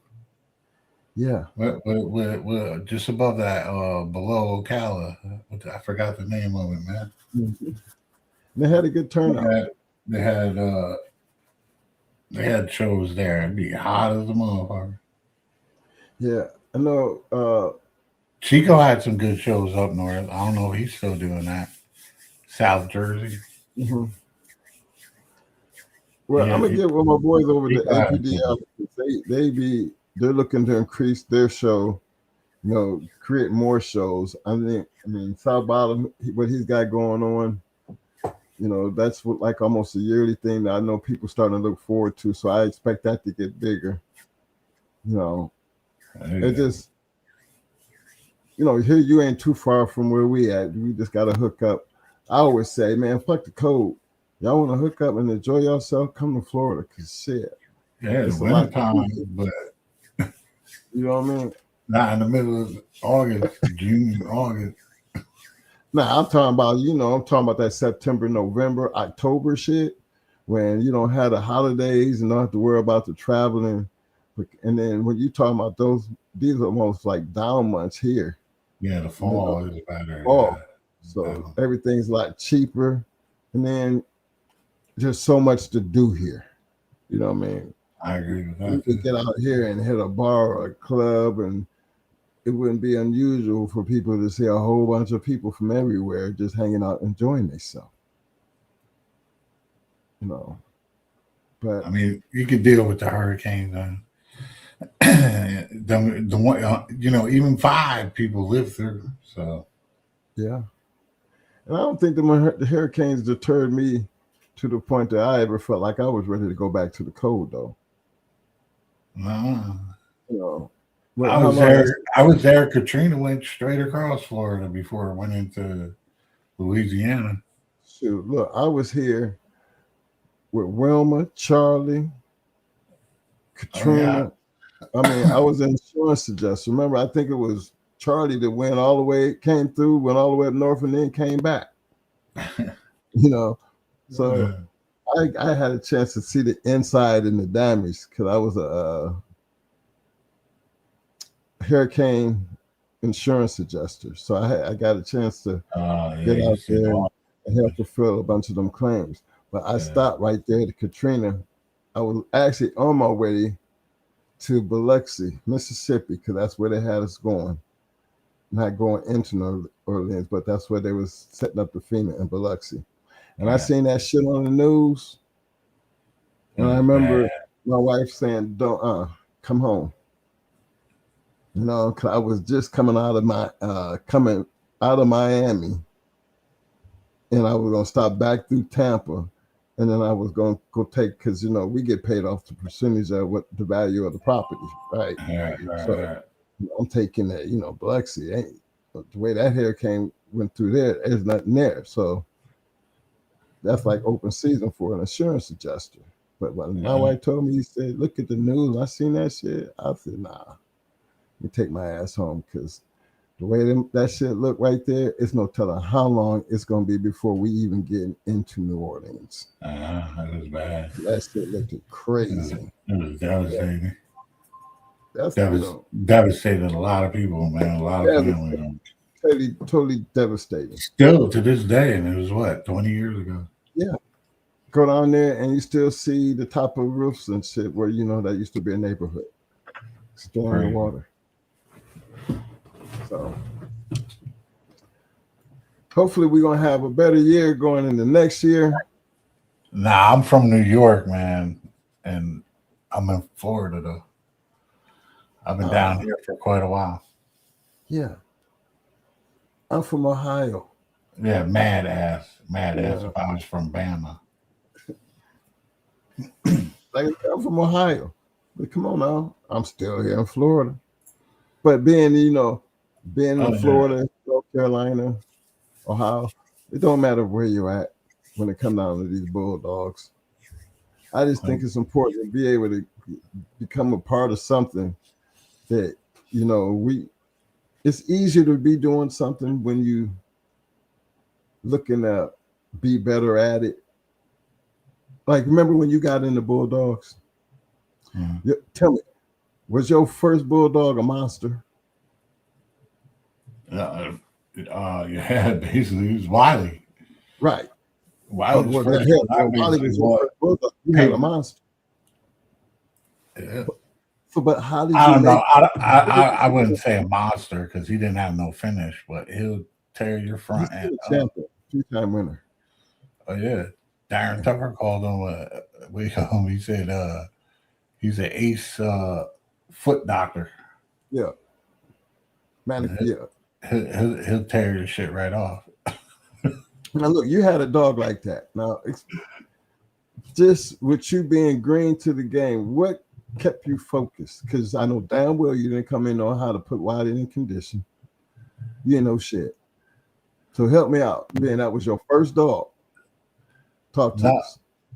Nah, actually, with Shady Days, he was doing it on his own really in the beginning, and I got him with him, and then I mean, to be honest, he was like, "Yo, it's half your dog. You better help me." So that's when the whole keep changed everything. Before that, it was all electric keep on an electric mill. So I mean, they get in shape. Don't get me wrong, man, but it ain't nothing like working them, like slatting them and walking them. There's nothing better, man. You don't need roids because all you're doing is ruining the dog. I was just doing dog person. So I can expect you to be saying what you're saying. So I'll let you have that.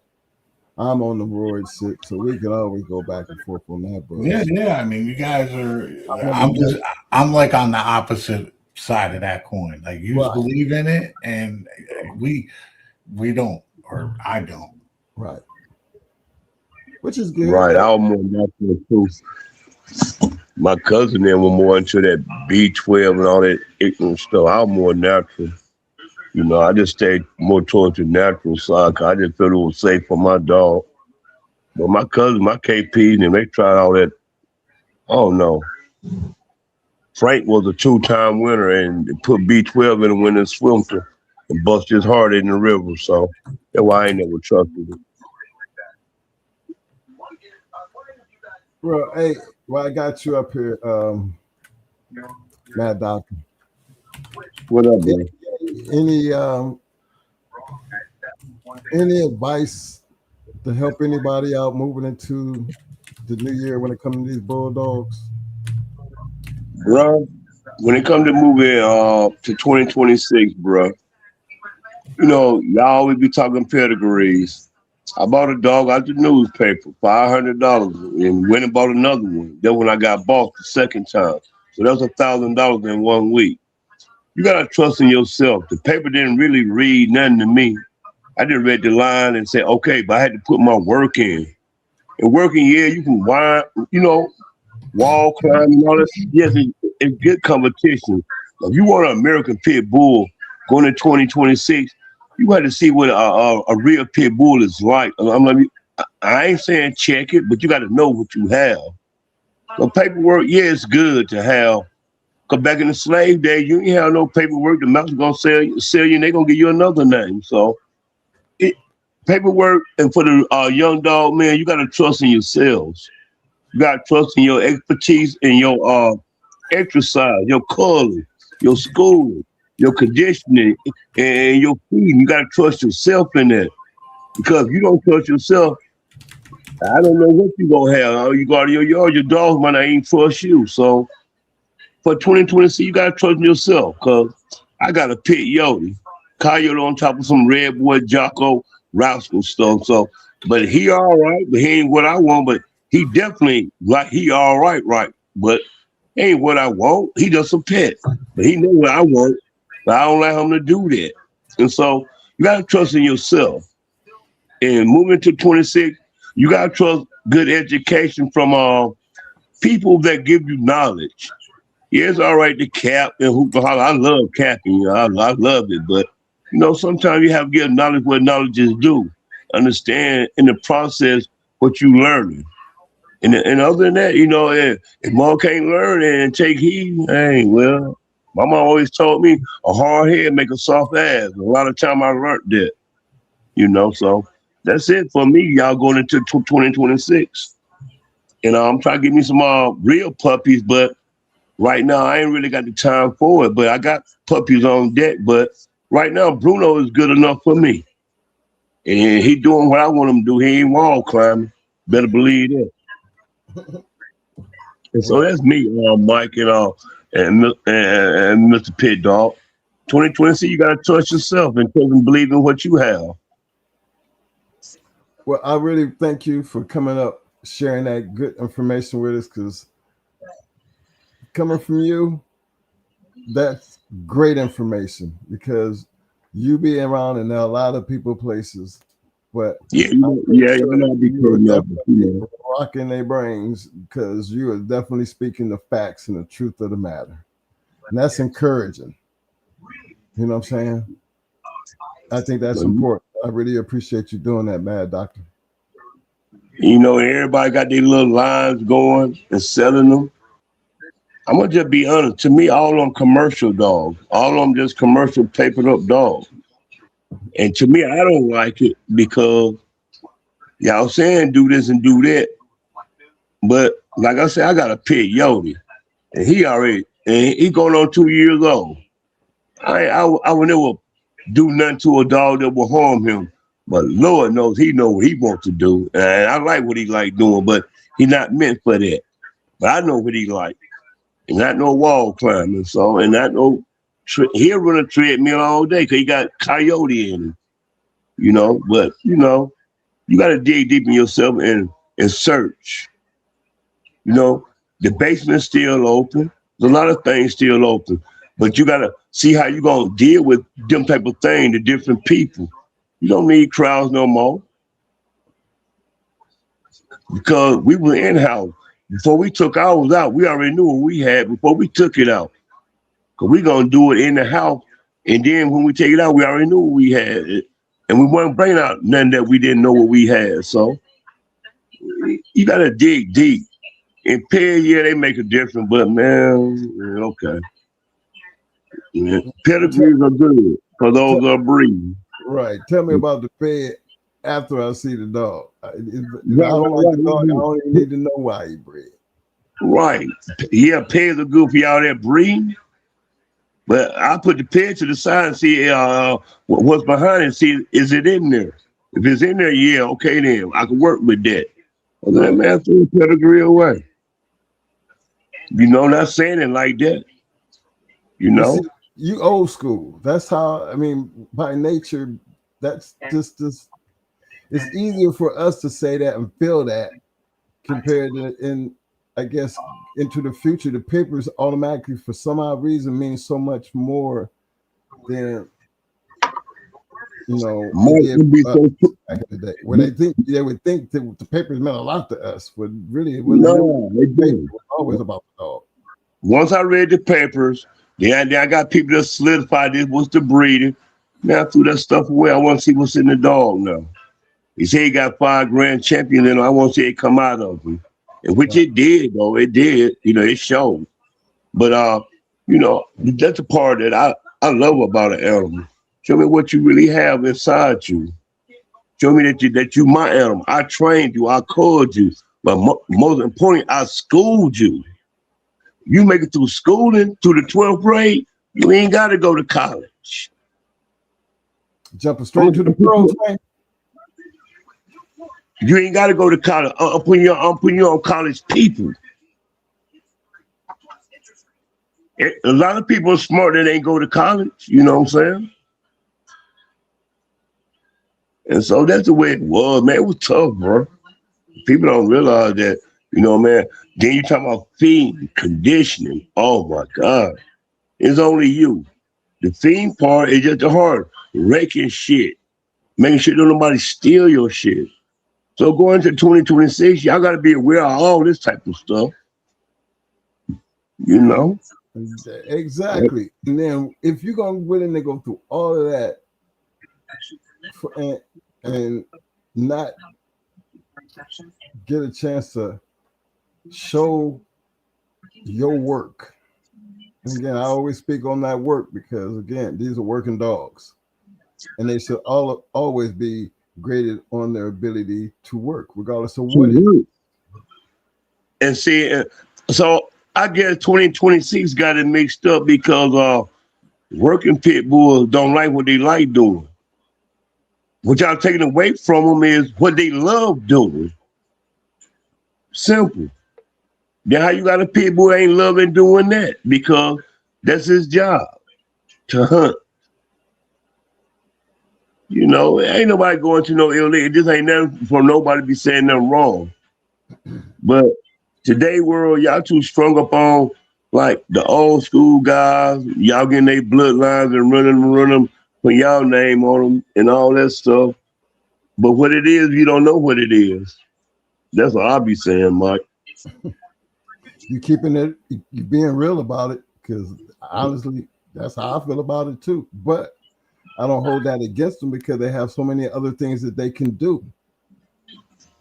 Yeah, they do. But got to give them their chance. Got to let them have their platform. That's where I'm at with that. I'm not going to be bullheaded like Mo is, but he perform himself. That's true. The only thing I would like about that is just weight pulling. That's the only thing I would probably compete in, weight pulling. All the rest of it they can go with. I used to train my animals off weight pulling. Like you're gonna be on weights all the time that you're working. Right. And so that's probably the only thing I'll do. Other than that, all the rest of it can go. I can't do it. Well, for it's me. Like I said, I got a couple of little Eli puppies down south. The guy said I can come and pick. I'll grab one. I'll grab the 10-month one. Which one I want. Like when I go back home and see my mom and all that stuff, I'm pretty much gonna stay until the weather break. And I see how they doing. Cause I be close to Liberia too, and Liberia is where that little dog, the South Bottom, gonna be at. So I'm trying to make the South Bottom show. So we're up a lot this year, and that's another thing, bro. I've been drinking all this whole year with y'all. Y'all don't catch me. I ain't gonna shave till all spring, so y'all can look at this beer. But man, I'm gonna try to sober up a little bit and drop more better content about the things that I know. Well, appreciate you showing up and showing you and showing the love, Mad Doctor. I don't want you to think I'll be forgetting about you. Me and Mo get to arguing. Me and Mo go punching at each other. One thing about it, he all right with me. You all right with us too. Yeah, I can say, and tell him what's up. Tell him much love. I can say one thing to Mo and make him mad. I'd be laughing the whole time. He gone, but that's my buddy though. Mo all right with me. It don't take much because again, y'all bulldogging though. That's just how y'all gonna talk. If y'all was on the phone, y'all don't need no audience to have y'all conversation. Y'all would do that on the phone. None of that. Like me, you had a conversation before like that. That I be telling people. People don't be knowing what I be knowing, but it's all good with me and y'all. I've been down with y'all since day one. I ain't finna break up with y'all. I'm gonna be on everybody's channel who let me on their live, I got a little drunk talk show, but people subscribe, they don't. Oh well, I ain't worried about it. But man, y'all been loyal people to the game, man. I mean, y'all gonna talk y'all red boy shit. And that's one thing y'all gonna do, talk y'all red boy shit. And so people mad about that. Oh well, you know. I ain't no red boy man, but shit, what y'all be saying be mostly truthful. Then shit, catch you in a lie, let Mo get mad. He'll correct you. You know what I'm saying? I be loving that shit, bro. Well, been around the dogs as long as he been doing it. You don't very rarely see me get into them kind of conversation because I don't know that much about them. Do I have to worry about that long? I got him around. But I understand the thing and the points that he be trying to get across. And it's not just about the red boy, because we show you more than red boy, because we go all the way back and show you that my man frustrated. They be getting on my man nerves. They be frustrating him. I don't do it no more. I just leave him alone. Like I respect y'all like that. I ain't got time to be acting, because what I know is what I know. All I know is do said dogs and original bounty hunter dogs. Hank dogs mixed with Paul the grand champion, 3 grand champion y'all showed tonight. Their Art, their Buddy, and their Zebo. They came on his bottom side, but he was Boomerang and Hank on the top. You know what I'm saying? And pure Kobe on the bottom side. So that's why we went. Well, I don't know why my cousin went and got a Kobe dog, but it was the perfect mix for me. Perfect So mix for a lot. After I looked at the pet, but my dog working now. All our dogs are working now. And so now we can do things like mix this and let's see what we get. And that's what we did. We ain't really never needed nobody animals like y'all didn't need nobody animals. We ain't need nobody animals. But my cousin got mad, kind of like Mo got mad. Like he got tired of them skilled running around them hour and 45-minute dog. He wants about 10-minute action. He went and got it. And that was that. He left his Kobe line when he got some dogs from Alabama, Rudolph blood, Jesse James champion, #1, a 2-time winner, #3, sold in Ohio for $30,000. Made champion, dog of the year, some little Raggy magazine. I don't know. He showed it to me, but by that time I wasn't interested. It just kept going. To all them buses, like when all them raids, them big ass parties and all that stuff had to cut out. Everybody was getting hit, back to back. Around about 2010 and up, people getting towed up, bro. Yeah. And so they cranked it up in the 2000s, though. Yeah, they cranked it up hella bad in the 2000s. I mean, real bad. And everybody has to stay safe, because times ain't doing nothing. Ever since then, it has been. And before I get out of here, when you get out of here, and I mean, we see a lot of the guys. PBK. He puts that news out there, and it's sad to see the news, because these things still happen, and they just bring it to the forefront, and it don't really shine on us as dog men, because again, we only speak about the past. I don't get into a lot of the things that go on in the now, so I wouldn't know. They did now. No, I ain't gonna shit on PBK, because what he putting out there, yeah, it kind of discouraged a lot of people maybe, but to the real dog people, like, man, they don't be giving no folks put it on there. Catch me, for the real dog ones, the real ones, they need it, because they need to know what's actually going on and what that shit look like, because these are the chances that we took when we didn't have the PBKs putting everybody on blast. You know what I'm saying? Yeah, you're right about that, bro. When we didn't have it, it was nothing to us. Like, when you be putting people on blast, they'd be like, say it in my face, like in the streets in Detroit. Like, oh, you said this, nigga? You on the internet? Like, one thing about Detroit, you stole the internet and all this type of stuff. People be out looking for you, like people be literally out looking for you, dropping locations where you at. You get hurt about that type of publicity here. Because if you on the Instagram and Facebook here and talking shit to somebody, they trying to find you here. So it's kind of right what you saying, but yet and still, that's his content. but it do kind of discourage the people. But it don't discourage me though. See, that's the point. Only discourages me to the point to where, like, when they be, how the news portray things when you don't know the whole backstory. Man, the news will say you shoot in the middle of the street, you ain't did nothing. You're right. They give you a look and commenting on if you really don't know the full impact of a story. Because sometimes you know why I'm asking about that, Mike? Ask me to put you on. Dogs look healthy as hell, and they be talking about the dogs had these big heavy ass chains on them. I mean, like that look like just regular old average chain. That you gonna keep on them? Damn dogs is escape artists. You're always crying about dogs running loose, dogs breaking their chain. You don't know how them dogs got loose. But then when they put it, you see it on PBK and you see them mauling people and seeing all these crazy ass accidents. You would think that the people who own the dogs should be responsible for the dog's actions. And I believe that. But in the same token, you hear about a dog bust and then you have drugs involved. Now, I'd be wondering if it had just been the dogs, would it be such a big thing if the drugs weren't involved? And the ones that the drugs wasn't involved will always be the ones that this dude just had dogs. All right, then. Well, let me tell the chat this. Back from 94, Boss got in the box around about 96. Back from then to 204, you better expect that gun, drugs, and dope around. Wasn't nobody talking about looking to get busted. Yeah. They were part of the atmosphere back then. To me, it was. Until it got up to about 2010, then, this and that, it got worse. Because people started breaking. Man, I know an incident happened in Detroit. I was locked up with a guy. And that's all we talk, dogs. I'm going to tell y'all the truth. And there's no lie. I was locked up with a Stone City cat. Show me all them, whatever. Like I said, I wasn't interested in what y'all pedigrees were.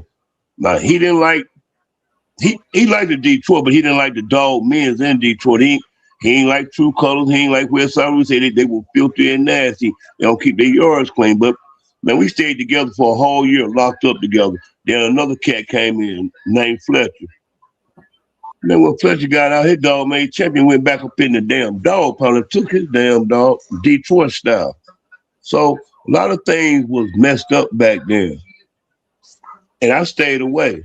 But then I still knew the route. I still knew the people, because the guy who brought me in the game in the fast lane, he was still around. He was always around. And we whooped on him a couple of more times when my cousin them did. But back then, you talking about telling and just running your mouth. You were in Detroit, man. We didn't, man. It was just put up a shit up and just bring your dog. It wasn't about no police action. Police come, you better get your ass on, run, blah, blah, split. Then more times out of 10, we always had a watchman. A watchman would be somewhere like, hey, man, hit somebody up, man, let them know, man. They outside, they circle. Then we might be quiet, calm to know us down. But then most of the time we'll just drop another location. Everybody move to another location back then. But telling on people like his little show is all right, but if he catch me, I just had to be on it then. So, hey, it is what it is. But I wouldn't like it though. Oh, man, dog, blah, blah, blah. No, don't do that. No. It is what it is, but it kind of do dampen the neighborhood because pit bulls are not dangerous. I'm like you, it's the owners. Yes. It's the owners. Something, Mike, my very, Boston was my dog I got, to compete with. But my very first one that I got in Detroit, I'm thinking she gonna be something, right?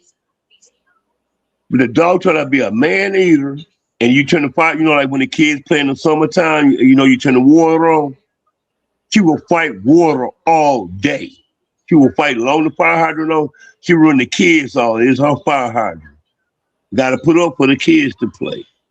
And so, that was my first dog.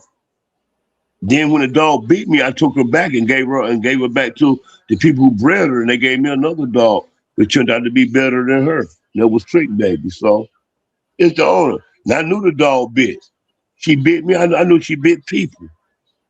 And so I got rid of her. No, because you're not my type of animal. You know, it mostly be the owner's fault. Yeah. You know. Well, man, Doctor, I'm finna get up out of here. Again, appreciate you coming in, showing the wisdom, Stay showing the blessed, love. bro. Stay blessed. Y'all stay up, bro. You know, see y'all I know, Tuesday, bro. yeah, we see each other too. I think that'll be right before the new year, so we have a chance to really finish the new year out.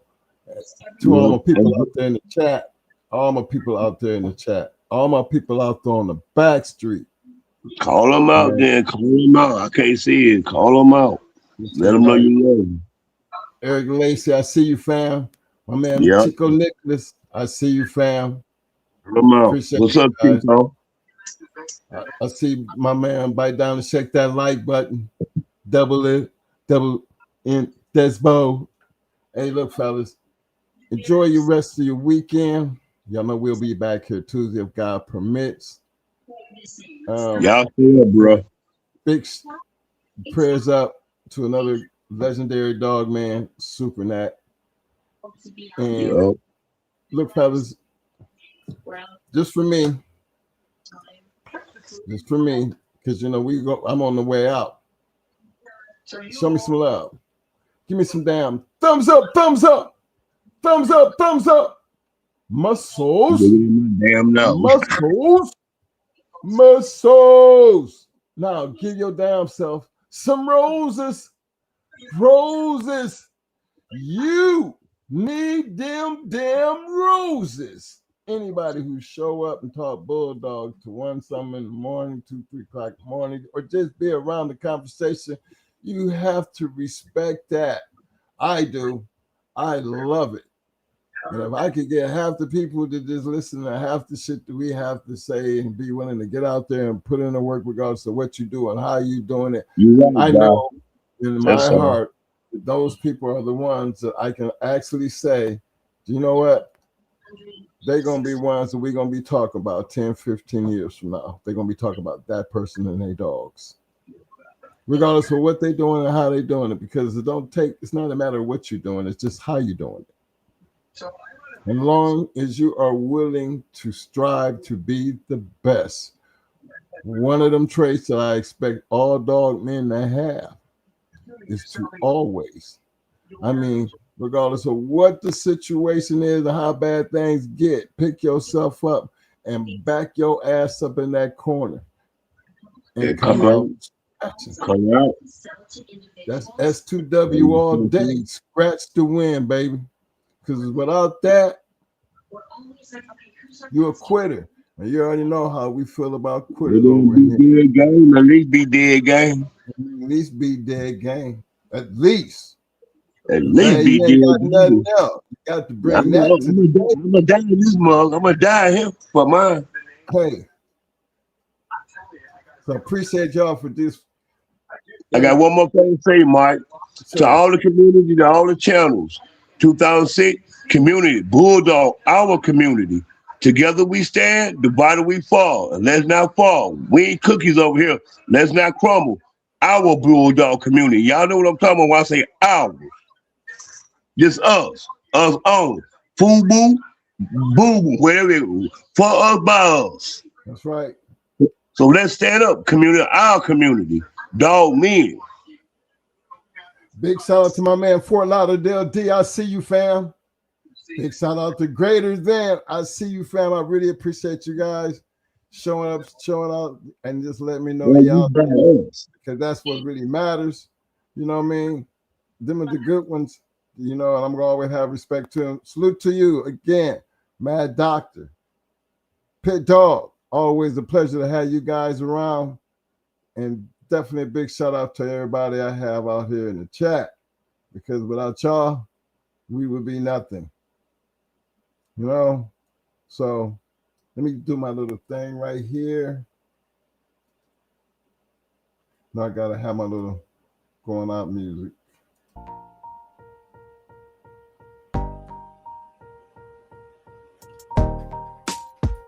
Hey, this has been one of them kind of years. Like I said, a lot of great dog men, passing away. But hey, you get something out of this, fellas. You think about Mr. Boudreaux, my man Supernat, Big Apple, Ronnie Boyles. I mean, that's just to name a few of them great names that's going to live in this community for so many years ahead. And the only reason that could possibly happen, that you're always going to have to show homage to, is the fact that those dogs and that man is worthy of talking about. That right there holds weight, and it should give everybody the inspiration to, if you can, not to be like them, but just want to be them.